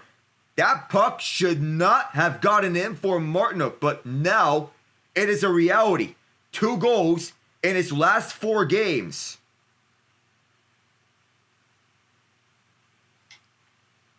Good on you, Martinook. I remember last time, Rowan, he turned into when Sean McDonough said in the series against the Devils that the Hurricanes played at 2 years ago. All of a sudden, he's Wayne Gretzky. He went off for 9 points in the first 4 games of that series. The Lightning trying to get within 1 of this game. They're down 2-0 thanks to impossible shots from Seth Jarvis and Jordan Martinook. Each shot being more impossible with each passing one. This puck is cleared as Tampa wants to get back up. Zemgus Girgensons, a bouncer. Hit Pyotr Kochetkov from center ice. And this one cleared out. Darren Radish. We could see a span of 3 impossible goals in this game alone. That's not supposed to happen. Now back with it is Kotkaniemi. Undresses Perbix out in front. Runs into Vasilevskiy, who stays upright. And Tampa clears this one out all the way. With less than 6 minutes to go, Carolina gets this back in deep. Hedman for Perbix, the 7th defenseman. Coughs up the puck for Mark Jankowski. Taylor Hall is down low. Now Roslovic for Jankowski, fires it wide. Could have been his 3rd goal in 2 games. Jack Roslovic looks. Going around for the boards. Past Perbix. Rushing it deep is Jarvis. Position opposite Perbix. Jarvis going for his 2nd goal of this game. Back for Slavin. One-timer for the far half boards. And that was Roslovic. One of the Bolts took a vicious block and went down. 5:20 to go in the period. The Hurricanes up 2-0. These 2 goals should not be possible to make, but it's a strange reality. Jarvis, he wanted to undress Hedman. Hard defenseman to undress. Standing a towering 6'7". 5:05 to go as Jackson Blake is on the hold on a backhander. Didn't get much of that. Vasilevskiy was right there. 4 minutes to go. Carolina looking to get things started. On this chance, Blake from deep. Vasilevskiy got a piece. Hedman and Aho tangle up for the puck. It's held inside the left point. Around for Jarvis to position himself at Gretzky's office. From the left circle, Vasilevskiy there. From Jackson Blake on the shot. Blake gets it back. Going for Burns. Burns. High slot Jarvis. Fires. Hit a body in front. The puck loose. Vasilevskiy kicked it out, but Burns is there to keep it. Burns around. Burns sliding. Aho holds. And at the left place, Slavin, who is still there. Jarvis for Slavin. Waits for this puck. Now going to Burns. Tangled up on the one-timer. Hit the back of the boards. Blake. Hurricanes are pushing 1 minute of zone time. They're buzzing right now. Changing players as Jalen Chatfield comes on. From the far half boards. Over a minute of zone time now. Here is Blake. He fires. Vasilevskiy ends the buzz and covers up with 4:06 to go. Wow. The Lightning were trapped in their own zone for approximately 1 minute and 10 seconds, and they withstood the vicious storm that was the Hurricanes. We'll be back here from Raleigh in a moment. All right. So, Alec, I wanted to ask you about one team in particular that likely won't make the playoffs, but appears to have made ground in their development. That team being? What? The Anaheim Ducks. What's your take on them? Well, I don't see them as a playoff team. We don't see them as a playoff team. However, Anaheim is getting all the right pieces for a potential push next year with Lucas Dostal, with Cutter Gauthier being big-time players that they're stepping up. Leo Carlson, Mason McTavish among those headliners. They're still a young team. However, given that it's this, I don't know what year this is on the rebuild. I think this is year 4 or year 5 of the rebuild. But rebuilds are, at some point you would believe the Ducks are going to be contending for a playoff spot. Maybe next year could be that case, but defense needs to be fixed up. Anaheim's biggest concern was that they had 6 defensemen on their roster after trading away Brian Dumoulin to New Jersey. Now they have 7 on their disposal with Oliver Chillington as a fill-in. What I think the Ducks are, they could be contending as early as next year, so long as they make the right moves for the right players. I agree. Now, the thing is, how many of their players are going to be looking for extensions this offseason? the other big question that is to be answered as well. Jackson Blake has been on a 15-game point drought for the Hurricanes. He wants to end that tonight. He came close several times, but there are key players that are looking for extensions. That list includes Mason McTavish, Ian. Off this face-off, Tampa wins it. Looking to get on the board here. Pyotr Kochetkov has turned away all 16 Tampa shots. They enter the zone. Point gets chopped away, where the far half boards is held inside by Gensel. Around 4 point. It's held inside. Kucherov at the far half boards gets knocked away, and 2 players go down like bowling pins. On to McDonough. Now it's Chernak, who loads up wrist one. That went wide the net off a block. Bounced around onto the near corner. This backhand, it's cleared. Tampa will reset. They'll backpedal near their own bench. Point waits near the penalty box doors and fires this one deep. Kochetkov out of his crease to play for Burns. Burns onto the far side for Slavin. Bouncing this one up through the far boards as Tampa picks it up from their own zone. Both teams make changes, and it's bounced up some more. Hollis in pursuit. 3:13 left to go in the second period as Tampa's looking to get on the board. Hagel, he and Cirelli exchange the puck. This bounces up. It took a wild bounce. Nick Paul has 19 goals this season. We'll see if he gets on the board. Cirelli twisted and turned as he is checked in tight by who I believe is Slavin. And losing the puck was Hagel. He wanted to get a score on the board for Tampa. Hagel goes back for Cirelli. Common line mates between these two. They've known each other for so long. They were line mates for Team Canada in the Four Nations face-off. Far corner, this goes for Stankoven as Carolina takes it away. Logan Stankoven and Jordan Stahl both there as Burns scoops up the puck. Burns gets bodied off, and Tampa on the takeaway. They wanted to get something up, but can't. Lilleberg wanted to get on the hole of this puck, but can't do so, and neither could Cirelli. From the point, walking back with it is Radish, who fires around through the boards. Burns there. This bounces up and around at the near side. Move it up and out. Eric Chernak recollects. Tampa restarts, and moving up is Gage Gonzalez, who drops back. One-timer is wide, and Gonzalez could not scoop up the rebound. Carolina will get this one down deep, and a foot race. Eric Robinson will beat out J.J. Moser. So no icing. Robinson will get this one backwards to the point. At the right side, Carolina looking to get some more of their momentum going. Set a pass in front, and there was nothing there, and Robinson knocked the net off, and he puts it back into moorings. Roslovic going over to the point. Waiting is Sean Walker as this pass was deflected, and down goes Moser. As Eric Robinson wanted to get a piece. Chernak was beat out by Roslovic. Is Jankowski going to set up? No, he can't because Tampa took it away. 1:23 to go in the second period, and Tampa is being shut out of this affair. 16 shots, all being turned away by Kochetkov, and this time, Carolina will ice the puck. 1:13 to go in the second period, but the Lightning looking to establish themselves as Stanley Cup contenders with the Gourde and Bjorkstrand trade. The common belief is that Bjorkstrand will be inserted into the second line as the right side of Cirelli.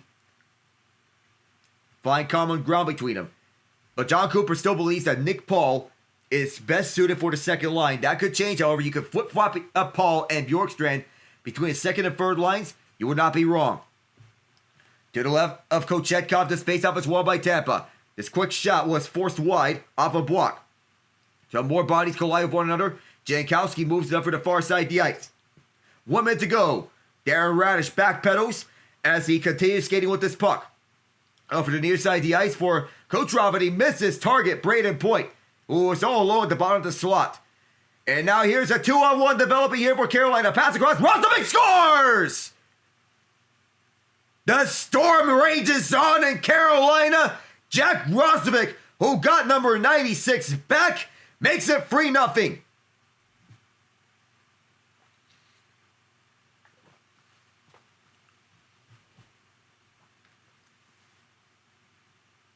You get your number back, and you get a big-time goal as Taylor Hall set it up.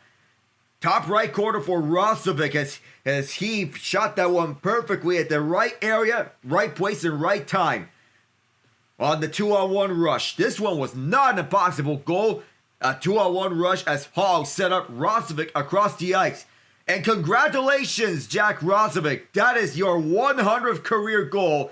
and it couldn't have come any sweeter than that one. You get your number back, you keep your Rolex, and now you get a goal that puts you up 3-0. 30 seconds to go here in the second. This bounces up, and Carolina will scoop it from their own ice. Sean Walker over the far side. Carolina scored 126 goals at home this season. They've been one of the better home teams this season, and here they come again. Chance to make it 4-0. This one fired wide though. It'll be Scott Morrow to keep it. Morrow fires it wide as well. In 5 seconds, the crowd is buzzing here in Raleigh. It is 3-0 after 40 minutes. Shot advantage 25-16. And it's all smiling faces with the Hurricanes leading the way. They're a perfect 20-0 when leading by at least 2 goals at home this season. The best record in the NHL. They're up 3-0 after 40 minutes.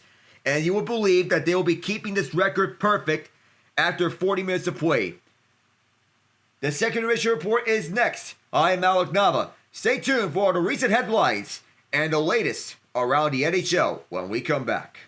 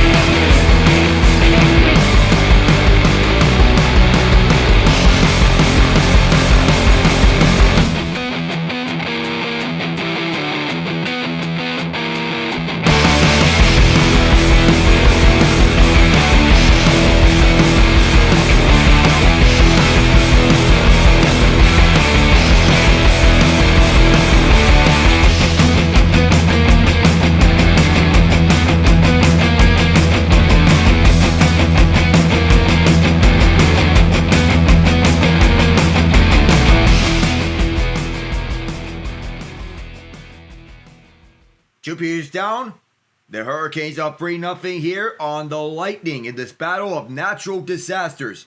2 impossible goals, and then a goal off the rush for the Hurricanes. One from Seth Jarvis, shorthanded in that first period. That got them the momentum early, and then Jordan Martinook's impossible shot that squeaked by the smallest of holes by Andrei Vasilevskiy. They put them up 2-0, and then Jack Roslovic off the feed from Taylor Hall on the 2-on-1 gets them up 3-0 after 2 periods. So it's Martinook unassisted, Roslovic from Hall and Chatfield. So as we go through the stat lines after 2, Carolina leading 25-16 in shots. Hits are 17-10 Tampa. Faceoffs won 22-14 Tampa as well. In terms of blocked shots, it's basically even though Carolina's up 13-12 in the blocked shots department. Takeaways are 2-1 Tampa Bay, and the giveaways 13-11 Carolina. The one set that Carolina does not want to lead, but they don't mind because they are the leaders of this game. That's for the headlines around through the league. The Detroit Red Wings are in a free fall. They have lost 6 consecutive games and have fallen out the playoff picture in the Eastern Conference. Now 4 points back of the wild card. So as you look at it, they're free falling. They're not basically doing they didn't do anything at the deadline because no credit is being given here for Peter Mrazek and Craig Smith. And they don't get any credit for that. So the hyperbole say the season's on the line? No. Not especially when you consider that they are facing the second hardest schedule by opponent for the rest of the season. How is it possible that a bunch of other teams found a way to improve, but the Red Wings didn't? Toronto added Brandon Carlo with multiple years left on his deal. Jake Wallman and got brought to Edmonton from the San Jose trade. It's unbelievable how poorly evaluated talent has been on defense. One of the big things that are holding them back from the playoffs. They didn't need someone like a Patrick Kane or Vladimir Tarasenko or pick another guy. They need to find a way to improve at the deadline. They did not. And as such, they are free-falling. What exactly is the Yzer plan? Nearly 3 months ago, one of the writers of Daily Faceoff called the Yzer plan into question. It was met with a fair share of backlash, made the critics point the finger at Derek Lalonde. However, the Red Wings walked away being one of the quietest teams at the trade deadline. So this raises the question again. What is the Yzer plan truly about in Detroit? This will be the 6th year that Steve Yzerman has been on the drop with the Red Wings. And what does he have to show for it? Yes, Moritz Seider that potentially be one of the league's best defensemen, Lucas Raymond, has the makings of a top-line winger. But is either star set to be a franchise cornerstone? Yes, the Red Wings have a boatload of talented prospects in the pipeline. But prospects are not a surefire thing. Many from the Red Wings faithful point out the promising young players that have drafted the last number of years. The talent that they have at their disposal is not doubted. That doesn't justify neglecting the present group at the NHL level. What kind of culture is being instilled in guys like Raymond Seider, Simon Edmondson, and Marco Kasper? And say nothing of veteran and team captain Dylan Larkin. The handling of the trade deadline of Steve Yzerman was an absolute disgrace. For a team that's in need of making the playoffs and playing in a playoff game for the first time in a new arena, the Red Wings need to make a swing. They didn't. They were getting more wins under Tom McClellan immediately following the coaching change, but there were hints of it being a mirage if you look beneath the hood when things were going better. This was still a putrid defensive team that relied heavily on their offense to come on the power play. They were not as good as their record showed at the beginning of 2025. They needed a desperate augmentation of talent on their roster to soften the landing when things even out. Yzerman stood pat.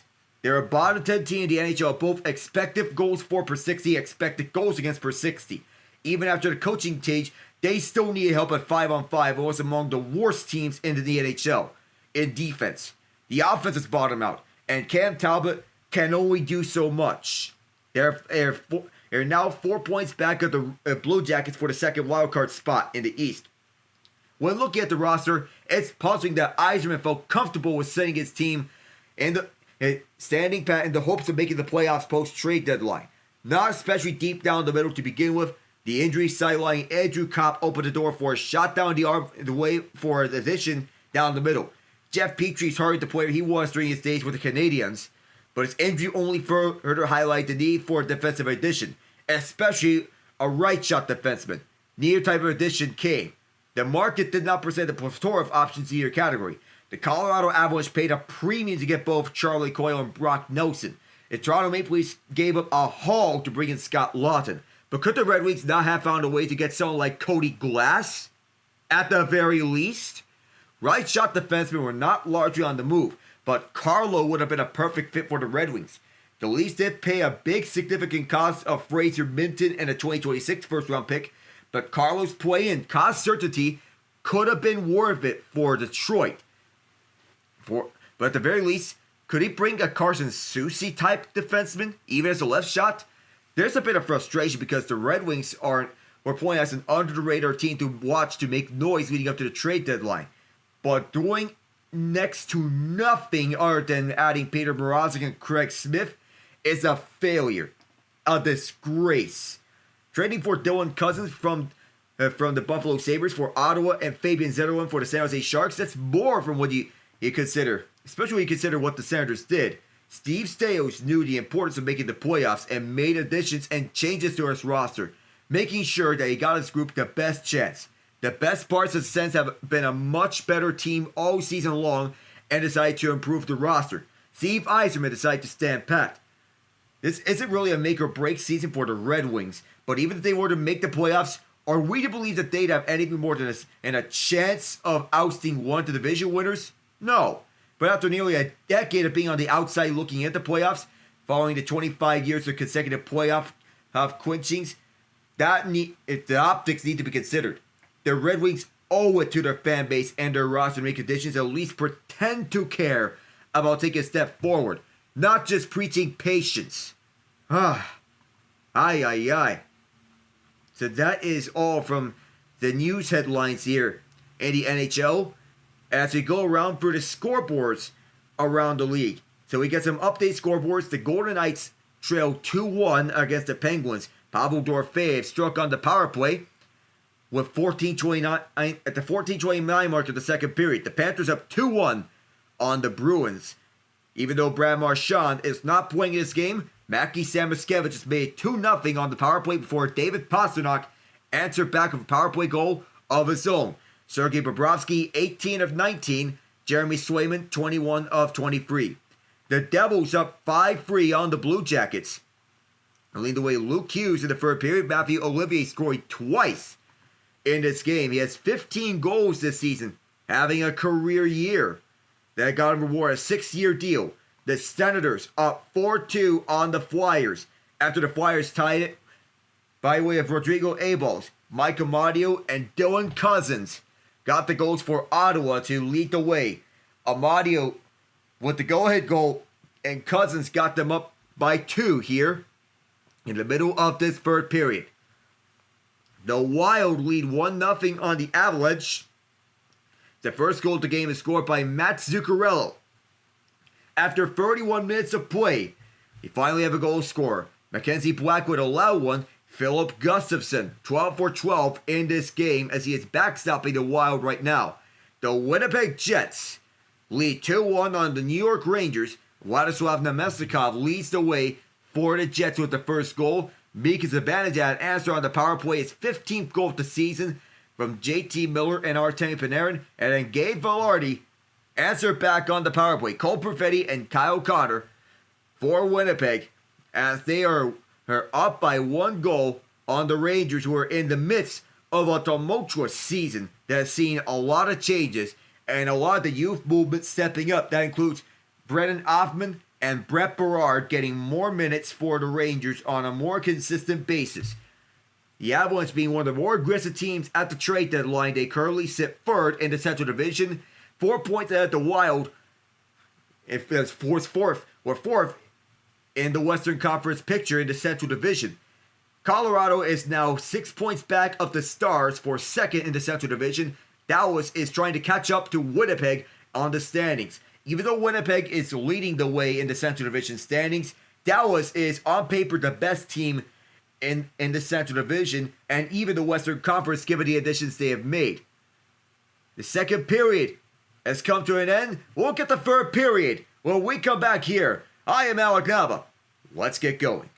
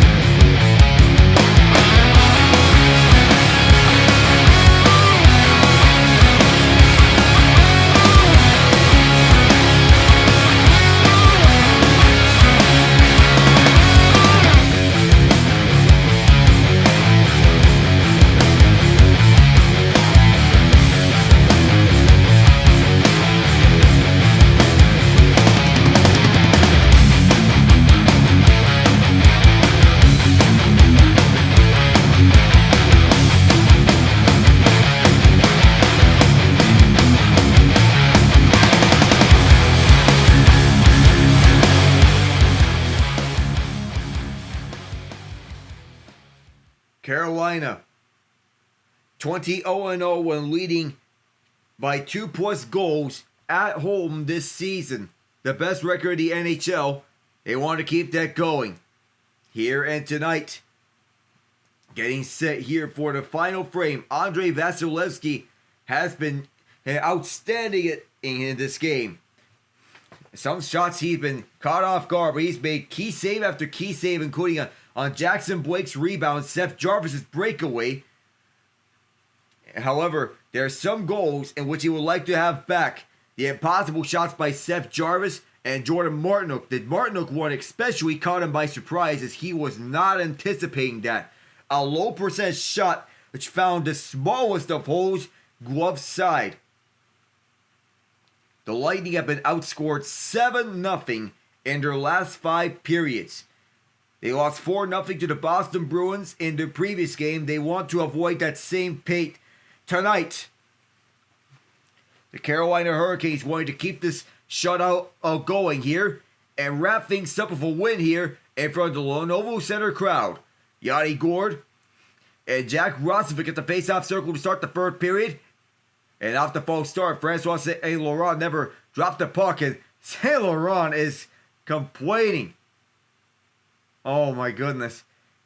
I feel your pain, buddy.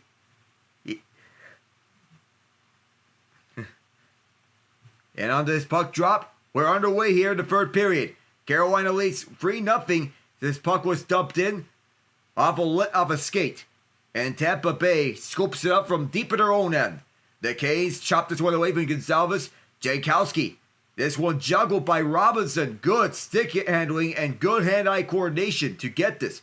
Martinook with his 12th goal this season. 8 of his 12 goals have been at home. Jack Roslovic notching 100 career goals. Now here come the Bolts up for the middle with speed. Off for Gonzalez. Now for Bjorkstrand. Bjorkstrand elevates it and it misses entirely. Moser drops it back and then he gets it whack. Dumped it in over to the near corner, as Tampa wanted to play this one, but Gostisbehere was able to knock it away. Shane Gostisbehere trying to go after the puck. He and Scott Morrow are tied up. Gostisbehere knocked this one loose, and the Canes get this one out to center. Carolina is 29-0-3 when leading after 2 periods. No regulation losses. That's the season. One of the best at holding leads after 2. Aho gets tied up by Moser, and the Bolts want to get back at it, but the Canes scoop it up in their own zone. Vasilevskiy plays his one outside of his crease behind the net. A little poke at the puck, and Anthony Cirelli is on the retrieval. Cirelli for the near side. Cirelli dumps this one in as Chatfield knocked it away from Paul. Paul wanting to scoop this one up. The Canes get this one out once again. Aho lost a foot race to Hedman, but he'll be the first to the puck at the far half boards at the Tampa zone. Aho gets this one down low, but this one deflected out. 1:41 into the third period. So a lot of fans coming out here to support their beloved team. See how this goes here. 23-16. The shots on goal advantage in favor of the Hurricanes. Defensive zone draw for the Lightning. It's Jake Guentzel taking the draw. He has some experience playing center. The Lightning are deploying him at the center position here. Carolina wins it, but they quickly give it away to Guentzel, who clears this one out, and Martinook will fire this one around Perbix. Perbix goes for a spin. Lilleberg pokes it away. And this one chopped around several times. The Bolts get this one down. And on the foot race is Braden Boyd. He gets tangled up. The Professor getting a shot. Wrap around and he goes down. He and Brent Burrs collide with one another. And now moving it up is Martinook, who fires this one deep. Vasilevskiy gets this one over to the near half boards. It's poked around. It's Guentzel. Guentzel around for the boards. It's Bjorkstrand rushing to the puck at the far half boards. Bouncing up. Martinook. Shoved by, I believe it's Perbix. Stahl picks it up. Stankoven. He wants a second in goal as a Hurricane. Can't get it. Walker's shot is blocked, but keeping this in is Carolina. They move around for the board. Stankoven tied up down low. Rebound in front. Martinook. Stopped by Vasilevskiy. Looking for his second goal of this game. Boyd slows up and dumps this one in. Both teams go for changes, and Kochetkov leaves this behind for Kotkaniemi. Kotkaniemi away from Gergensons. The two of them collide with the referee. Poked away. And it's muscled out to center by Carolina. They'll reset. Charnak around the near boards. Kochetkov runs into trouble with Girgensons. Had to quickly go back to his net. Glendening kept this one alive. Girgensons to the right point. Charnak, who gets this one wide intentionally. Looking for a rebound in front. Kotkaniemi gets this one down deep. Hall gets tangled up. And Tampa will scoop it up deep in their own territory. Glendening. McDonough's watched by one of the Hurricanes. And they get this one down on the ice. No icing. Scott Morrow beating out Jake Gensel. Morrow moving up with a pace at the far side. Morrow swatted in the absence of Dmitry Orlov. And even though he hasn't been producing the results, been a solid fill-in. From the far corner. Point.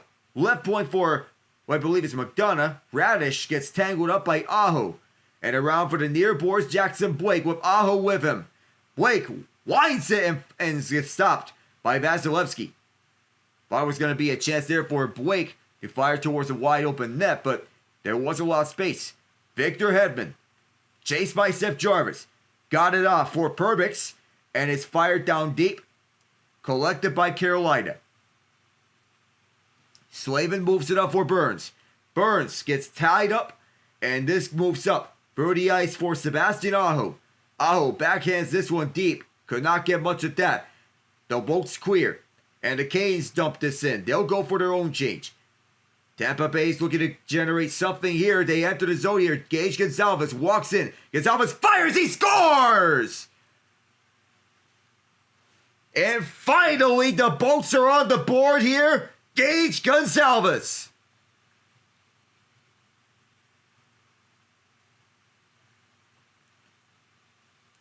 Third goal of the season for Gonzalez, who has been quicking with the boats as of late.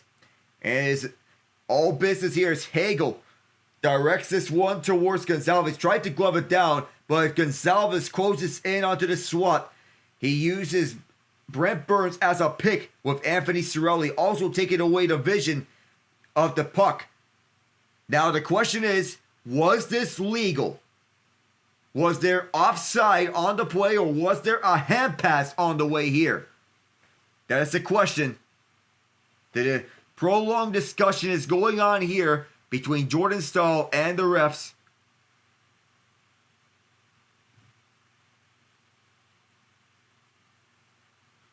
So the officials were trying to see if there was anything there in terms of a penalty. So trying to see if there was unsportsmanlike conduct from Anthony Cirelli, as there was an ice shower right on Kochetkov as Cirelli was stopping right in front of the goal. He was trying to go with momentum. So, but as of now, it is a goal. We'll see if there was something here.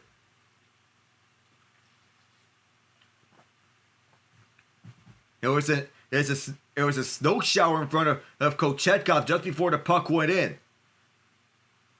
And Cirelli put the brakes on Kochetkov. The goal stands. No challenge is being made. And Tampa's goal stands is called. Carolina scopes it out. Could the speed and momentum boost that the Lightning need to get back in this game? We'll have to find out from rest here on out. This is Gonzalez's first goal in 5 games, third this season. Deep shot from Radish gets fired wide. Now at the far half boards, Moser tried to get this one back, and a foot race. It is Girgensons recollecting for the boats. Pressured by Hall. Now on for Perbix. Bouncing up, and this moves for Shane Gostisbehere. Now out in front comes Tampa. Kochetkov to save. The rebound bounces at the left circle. The Canes get this one out to center, and the boats will recollect. Braden Point moves this one up for the near side. Point from the near half boards.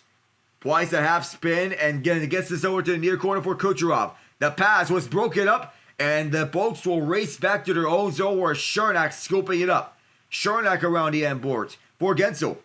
Gensel around for McDonough. McDonough's tied up. Gensel will want to clear, which he does.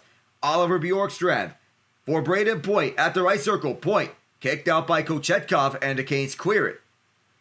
From the Canes bench, the Bolts will re-enter. Bjorkstrand had it poked away from him, and the Canes will rush back up for the ice. A partial break. Jarvis is tied up in time by Moser. And on the right point, a good hold by Chatfield. Chatfield goes down deep. This one deflected out of play. 6:14 gone in this third period. So the Lightning are on the board. Gage Gonsalves gets the goal that puts Tampa on the board. That breaks their shutout streak after being outscored 7-0 in the 5 periods before that. They lost 4-0 to the Bruins the other day. But here they get a goal from Gonsalves. That's his first goal in 5 games. Third goal of the season. Promising young forward for Tampa Bay. If you back in, well, don't count this as over yet. Even though Carolina is one of the best teams in the league when leading after 2 periods. They have not lost in regulation when leading after 2 periods. Well then. And it looks like we're going to overtime in Pittsburgh. The Golden Knights have tied it with 6 seconds left thanks to Noah Hannafin, a Four Nations rep. Oh, man. Oh, the Penguins. Oh, dear Penguins. It's hell here in Pittsburgh. Trust me. You should have hit the big red button, Alec. Instead, congratulations. You are now the Detroit Red Wings of the 2010s. When we were saying that, we're thinking more in the lines of the mid-2010s, not the late 2010s. Right. Now all those contracts that are kept around until 2028, do remember, Evgeny Malkin under contract for until next season. Sidney Crosby until 27. Brian Rust, 28. Rickard Rakell, 28. Rakell has been a hot commodity on trade talks. Erik Karlsson until 27. Chris Letang until 28. And Ryan Graves until 29. And this is why you don't Keep the band together as much as you want to. Just don't do it. Icing here to come back into play, but the dangers of keeping the band together can show itself after a long stretch of time, such as this case with the Chicago Blackhawks when they kept the core around for way too long, and the Detroit Red Wings. Nikita Kucherov has not been on the bench since the start of the third period. He's experiencing discomfort. We'll have yet to get an update from here on out. Score! Here's another one for Carolina, and it's Sean Walker. 4-1.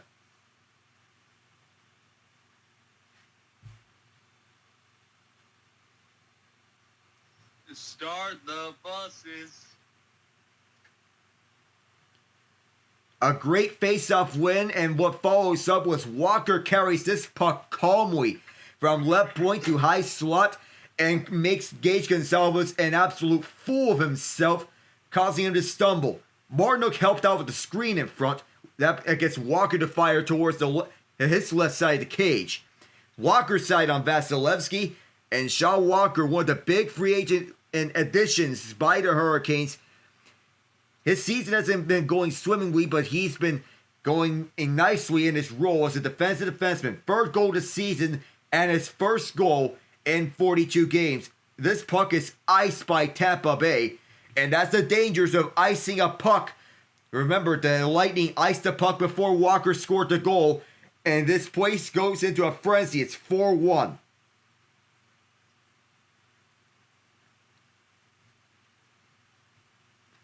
So, Rod Brind'Amour, 4th longest tenured coach of the NHL. John Cooper is the longest tenured coach of the NHL at 13 years. Brind'Amour, 7 years. Scott Morrow, could this be another goal for Carolina? And here's a deep shot that was blocked in front. Tampa will get this one down, and this will not be enough for an icing. It goes to the far corner where Morrow, who got punished along the end boards. Up in the air, Gostisbehere collects. Morrow. Still no sign of Kucherov in this game. Carolina without Svechnikov and Orlov. This bounces up, and Carolina, here's another chance. Jack Roslovic, he waits. Now goes across, one-timer, hit the post, and the rebound, out of play. That could have been 5-1. Oh, quick update. Penguins win an OT, goal scored by Erik Karlsson. Well, and unlike last year against Detroit, can I even really call this a season saver? And even though it's nice to get the win, sometimes the temporary high is dangerous to go after. Yep. 4-1 here. Carolina leading. You remember Tampa, they've been on the losing end of a 4-1 lead against Toronto 2 seasons ago in the first round. So they reloaded up, and they're back to being a Stanley Cup contender again. They haven't been playing like it, though, as Vasilevskiy makes another save. So as of late, Tampa has been dealing with getting shut out. And even though they're not getting shut out here, Kochetkov is stymieing them left and right, chance after chance. In the first game after the trade deadline, they lost to the Bruins. Here they're down 4-1 to the Hurricanes. And don't get me wrong, the Hurricanes are another playoff contender to be reckoned with. However, the Lightning are having Stanley Cup aspirations with the trade for Bjorkstrand and Gourde. Around the boards off the faceoff. To the near corner, Stankoven dispossessed by Cernak, but is held inside by Carolina. And on for the near half boards, Stankoven in pursuit of the puck still, working hard with it and looking good. McDonough wants to clear, and he goes for Hagel. Brandon Hagel going across. This one deflected up front, and Cirelli the first one there at the near corner. Gage Gonsalves. Hagel gets tied up by Chatfield. Cirelli helps him at the far corner. From Gretzky's office, Gonsalves is spun around by Chatfield, and Gonsalves is being forced towards a wall by Chatfield. Tampa's down to 10 forwards because they are playing with 7 defensemen. On the far side, Martinook gets this one up for Vasilevskiy, and is a fight for this puck. And right behind the cage is Tampa Bay. Jesperi Kotkaniemi is watching. Still, Tampa wanting to survey their options here. They don't have anything yet. Now they do. At the near side, Boyd moves in with a burst of speed. The adrenaline burst there. Points out in front. Loose puck still up for grabs. One of the Canes defensemen is down as Gostisbehere. He was getting shoved right in front of Kochetkov's crease. Gensel feeds. Now at the point. Kicked out by Kochetkov. And Carolina scoops it up. And they will skate this out to center. 2-on-2. Kotkaniemi goes across for the trailer Tyson Jost. Jost moves around Moser. Jost goes to Kotkaniemi. Kotkaniemi bats this one around. Jost around for the boards. Intercepting that is Gensel, but Carolina gets this one back. Backhanded pass down low was picked apart by Point. And still we have no sign of Nikita Kucherov. He left before this third period began. Around the boards in Carolina's end. As the Bolts are wanting to get some more goals onto the board. Yanni Gourde. Gourde moves up front. Wide of Kochetkov. And will be recollected by Slavin, who goes to Burns. Carolina resets and is moved up the ice. Onto the near side. Vasilevskiy plays this one out of his crease. Eric Robinson bats this one up. At the far corner, the Bolts are there. And moving it up is Darren Radish. Radish will dump it behind for Gourde. And behind the crease, Chatfield poked away Gourde. At the near corner is still a dogfight for this puck as both teams hounding each other. Chatfield, Gourde, both there. Tampa wants to get this, can't. Nick Paul dispossessed. Sean Walker also as well. Batted around by Chatfield on for Roslovic, who coughs it up. Glendening back towards the crease. And what looked like an innocent looking shot was stopped by Pyotr Kochetkov with 9:36 to go. Another ice scrapage. Canes fans happy here. They want to hang on to this 4-1 lead when we come back. Okay, so for the Blues tonight, obviously the Canadians have to win. Tomorrow, though, here's something interesting. The Canucks and the Flames face each other. So, assuming that the Canadians pull out the victory tonight, tomorrow it's actually in the best interest of the Canucks to win tomorrow against the Flames if they lose tonight. Because then the Blues, I think they can beat the Penguins. Not easily, but they can beat the Penguins, and they would still be tied with the Canucks in points. And then, let me see. It's going to make for an interesting finish the rest of the way. Now, Jordan Binnington did rebound from a rough start against that Four Nations faceoff, boosted his confidence for this season. Even though it's an .899 save percentage, he's been huge when and the pressure is the highest. That championship game against USA is proof. Absolutely. And the presence of Robert Thomas and Jordan Kyrou are both huge. And Dylan Holloway is having a career year for the Blues. 47 points in 65 games. Big addition.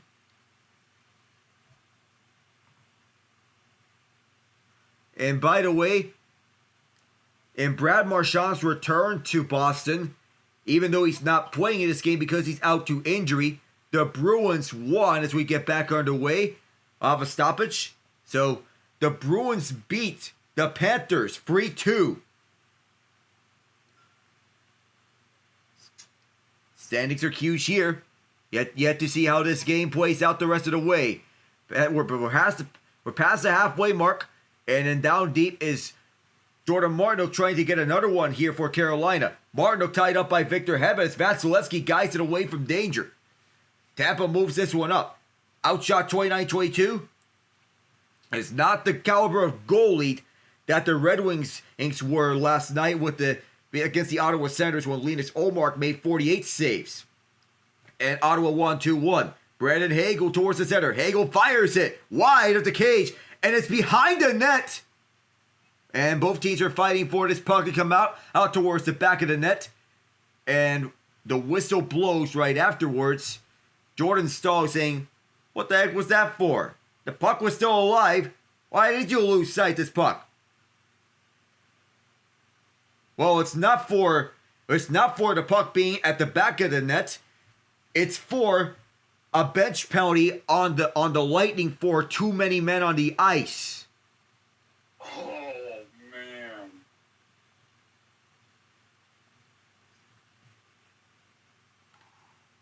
So the bench penalty assessed to Tampa for too many men on the ice. Not exactly what you have to see here if you're Tampa Bay. But Carolina is dreadful on the power play this calendar year. But if you don't want to give a team any life on the man advantage, even if a game seems out of someone's grasp, like this one. Jesus, over 60 games in and teams are still committing too many men on the ice penalties. Here is Logan Stankoven off this faceoff as he gets tied up at the far corner. Gets it up on time for Taylor Hall. Hall is tied up by Chernak for Jarvis. Seth Jarvis. Carolina is converting an 18.7% power play rate as this shot was directly out to Kochetkov. Took his time to pass this one off. But this calendar year, they've been converting 8% of their power plays. Stankoven takes this in. Stankoven over to Aho. Aho. Hall at the left circle. Back for Aho, left point. Aho positions himself at the left circle as Hall gets back onto the bumper. Gostisbehere. Gostisbehere gets this from deep.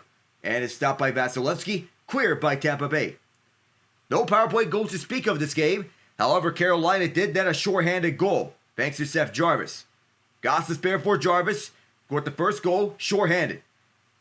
A tie-up behind the crease, and Jarvis gets rid of the puck. And, this was cleared out of play from the defensive end. This should be a 5-on-3. Wes McCauley for the call.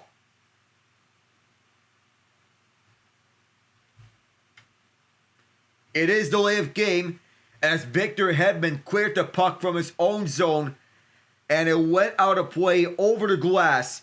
You cannot do this in hockey as Hedman, he tried to clear it and accidentally got it over the glass from his own defensive end. The Hurricanes signaled it and that was clear as day. Well, the winner here is that a lucky souvenir is going to take the puck home. 2-minute match here for Carolina.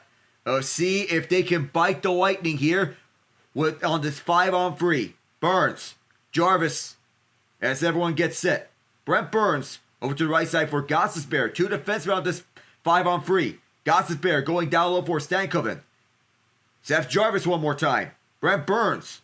He and Jarvis play some more catch. Jarvis goes to the point and drops it off for Burns. Almost got whacked away by Glendening. Stankoven. To Burns. Now backwards for Jarvis as he goes to the right circle. Trading places with Gostisbehere. Gostisbehere to Burns. The pass broken up by Glendening intended for Jarvis. Jarvis gets shoved towards the wall. And a good poke at the puck to get this one out by Ryan McDonough as he goes to the bench. That's a Warriors clear right there. Jarvis to the right for Stankoven. He goes for Aho. Aho gets denied by Vasilevskiy. A dry spell in this power play. They continue on here. If they don't score on the 5-on-4, they have a minute of power play time as Gonzalez comes back onto the ice on the penalty kill. Burns will go down low for Stankoven. Stankoven backhander. Cleared away by Tampa after the save by Vasilevskiy. That's the 31st shot by the Hurricanes in this game. Detroit had 49 yesterday. It's all for naught. Despite a shot being at the buzzer, but they missed out on the clock by several ticks of a second. Taylor Hall gets dispossessed, and Tampa needing goals. They'll go shorthanded on the counter. Jake Guentzel moving up front. Guentzel. Kochekov's down, and Carolina will track this puck. Eric Chernak recollects for the Bolts. Penalty killing has been the specialty here for Tampa Bay so far in this game, but Carolina's power play has not been on the same page. Tampa needs goals, and desperately, they move this back in. Scott Morrow dispossesses Jake Guentzel. Scott Walker picks it up, and Kochetkov can pick up his stick that was behind his crease. Yes, Barry Kokeniemi moving up for the ice. They give and go. And then back across for Kokeniemi for Hall. 2 shots on that power play. Kokeniemi backhands one is just kept inside by Slavin. Hall bumped by Victor Hedman. That dispossesses him the puck, but Slavin keeps it. Jacob Slavin at the right circle. Slavin fires, bounces above Vasilevskiy's head. Hall on the keep. Now it goes to Morrow. Scott Morrow looks for options, fires wide. Hall can't keep it. Kokeniemi could. To the point. Slavin for Morrow. Scott Morrow turns away from Nick Paul. Is this going to be an offside? It will not, but Tampa carries this one out for center and into the zone. Gergensen fires. It went off a stick, and with 5:01 to play, Emil Lilleberg actually, with 5:01 to play, it is 4-1 Carolina as they are looking to coast this one home. Back for the final minutes in a moment.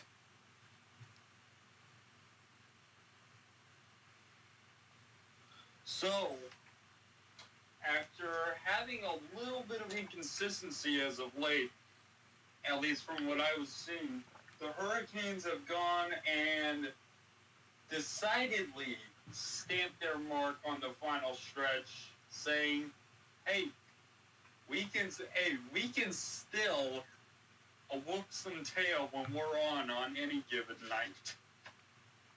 That's the notion by the Hurricanes. And even though they're not the trendiest pick to win a Stanley Cup, they're still going to be there no matter what. They are winners of 4 consecutive games, which began with a 2-1 overtime win over the Calgary Flames, then a 2-1 win over the Red Wings, a 3-2 win over the Bruins, and the most convincing of them all, a 4-2 win over the Winnipeg Jets. Yep. And I'll tell you what, Alex. The Carolina Hurricanes, this team, okay, it's got star power, don't get me wrong, but it reminds me too much. I've gone back and watched that 2006 documentary. This team just feels like that team where you got names and you got a couple of stars there, but it just feels like, never feels like one guy is carrying the squad. It's multiple. They're doing all the work. It's basically a balanced team. And what helps them, Ian, is that they have the 6th easiest strength of schedule the rest of the way. The 2006 Stanley Cup Championship banner hanging in the red and white, the white and red. This one dumped in as Vasilevskiy plays it behind his crease. At the far side, this was out of play. It might have been deflected. So now 4:50 left. We'll get a face-off to Vasilevskiy's left. Going back to that 2006 Carolina Hurricanes team, they mentioned about not one player doing everything for Carolina. Though Eric Staal, of course, is the key face. We have 100 points in 82 games. Then you get to Justin Williams, Corey Stillman, Rod Brind'Amour. Each one of those have at least 70 points. The other key contributors being Eric Cole, Ray Whitney, Matt Cullen, Frank Caberly, Brett Hedican, Aaron Ward, Kevin Adams, who by the way is the Sabres GM. He was a player on the Hurricanes then. You get to all those contributors. Doug Waite from the trade deadline. That's also huge. Chad LaRose for the 4th line. Andrew Ladd. Those are key players that struck for Carolina. A lot of faces that can run by 4 lines effectively. The Hurricanes power play is 0 for 4, and it could certainly buy a goal right now. This pass up front, and Tampa's offside on a shorthanded entry. Brandon Hagel looking to fight Anthony Cirelli. But as you mentioned about that 06 Hurricanes team, that team was deep, and that team was super talented. I didn't mention Mark Recchi, who had 7 goals and 9 assists for 16 points in the playoffs. Fans are beginning to exit as they know they have won this game. For it seems. So, Brandon Hagel gets tied up by Sean Walker.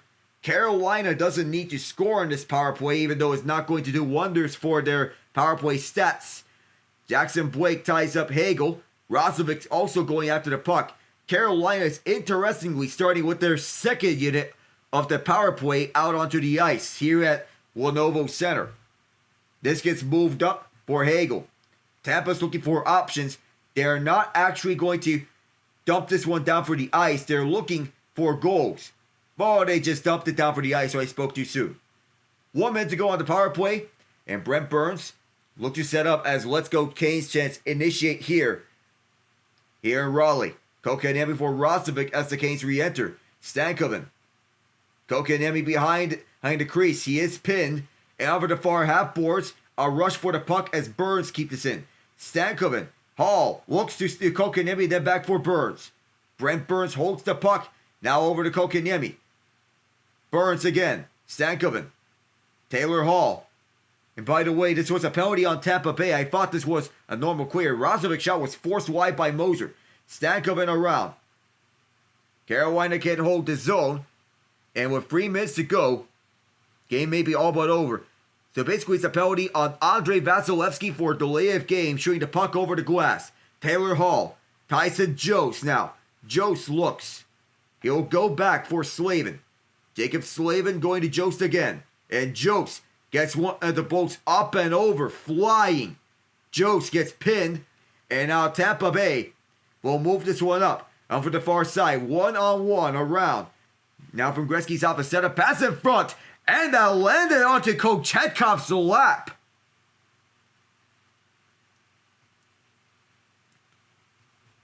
Coming up soon is Alex Ovechkin on his great chase. He'll be looking for 8 goals to go to pass Gretzky. Pyotr Kochetkov has been outstanding tonight.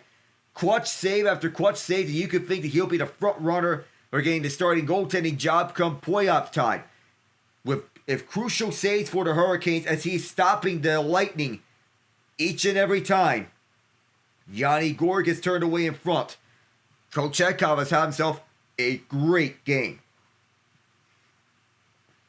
He has made 23 shots, making 22 saves. Dumped in by Eric Robinson. Andrei Vasilevskiy plays this one out.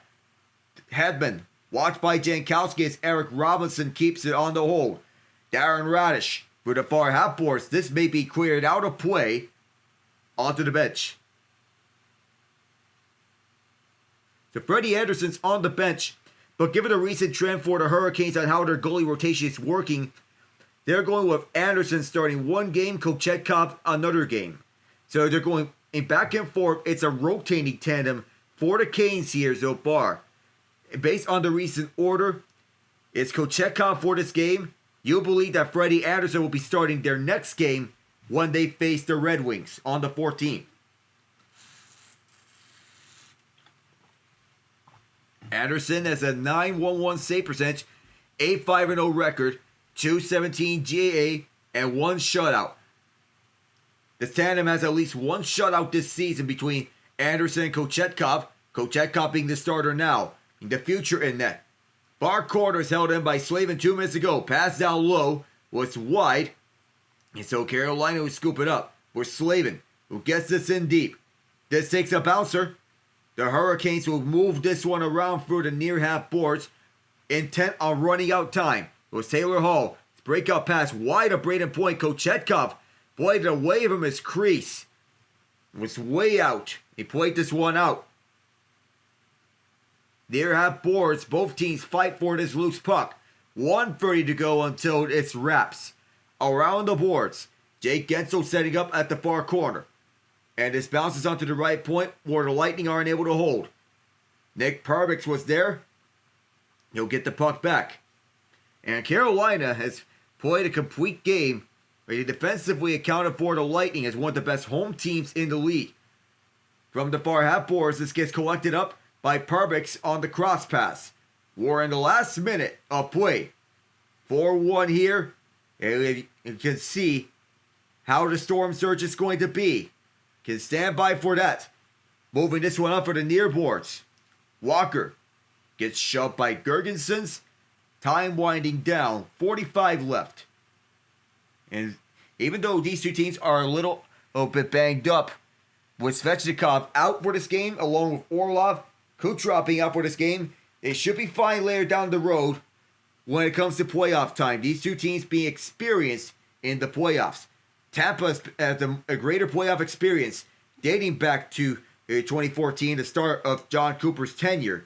But as faces came and went, the coaches remained the same. But Carolina getting their moment right now. Rod Brind'Amour gets another win to his record. And the Carolina Hurricanes knock off the Tampa Bay Lightning 4-1 here in Raleigh. Excellent. By the way, when did Rod Brind'Amour become the head coach of the Canes? Ahead of the 2019 season. He's been the bench boss for 7 seasons now. I see. So, who was the guy before when you guys still had Justin Falk, Cam Ward, and those fellas? That would be, I hate saying his name now, Bill Peters. Ouch. Ooh. I think I've heard that name before. Yikes. Yeah. Bad reputation. Yeah. Well, let's see. Unfortunately, I can't play it in here, but you know what?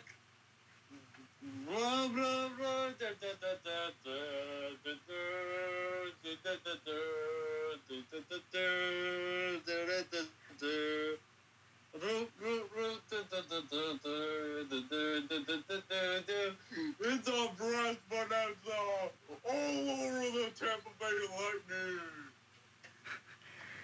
Oh, Hurricanes man never gets old. Oh, you know what? Well, oh man, when Tree's, as long as Tree is still doing YouTube, I want the Hurricanes to win the Stanley Cup at least once, so we can hear the brass bonanza and Hurricanes man go nuts. I actually want Hurricanes men to voice the Hurricane segment if they make it to the Stanley Cup final. Absolutely. Man, you know what? You know how Tom Grossi's going to all these NFL stadiums? Let's do this. that's all band together and somehow convinced the Carolina Hurricanes to let Tree do player introduction. Let's do that. We should. Oh, that'd be great. That would be glorious. Give her 3 stars of the game. First star is Pyotr Kochetkov. Oh, and what a game that he's had. Limiting the Lightning to just 1 goal. A stellar performance. And to the point in which all the crowd is going crazy, including Hurricanes man himself. Jack Roslovic, the Rolex man, as I would now call him, got his number back, and he scored on his second game, getting the number back. And the first star, Sean Walker. The final nail in the coffin in this game, and he gets his pucks to lucky fans here who are waiting ringside for a puck. A young kid taking that one home. Take that one home, fella. You earned it. And that is going to be all from Raleigh. I'm not sure when I'm going to get back onto the mic, but I may be targeting Sunday afternoon when the Avalanche host the Stars. 3:30 Eastern, 2:30 Central. This is going to be a game to watch. Rantanen returns to Colorado, now donning the victory green of the Dallas Stars. That's what I'm targeting in my next game. I'm not sure if I'm going to make it tomorrow. And besides, I do have plans for later this week because just happens to be a special occasion. A happy early birthday to my dad. It's his birthday on Thursday. Happy birthday to your dad, man. Thank you. And as such, goodbye from Raleigh. If you have anything else to say. No, we're good, man. All right. So long from Raleigh. Carolina wins. Alongside Ian Genge, I'm Alec Nava saying so long and good night. Peace.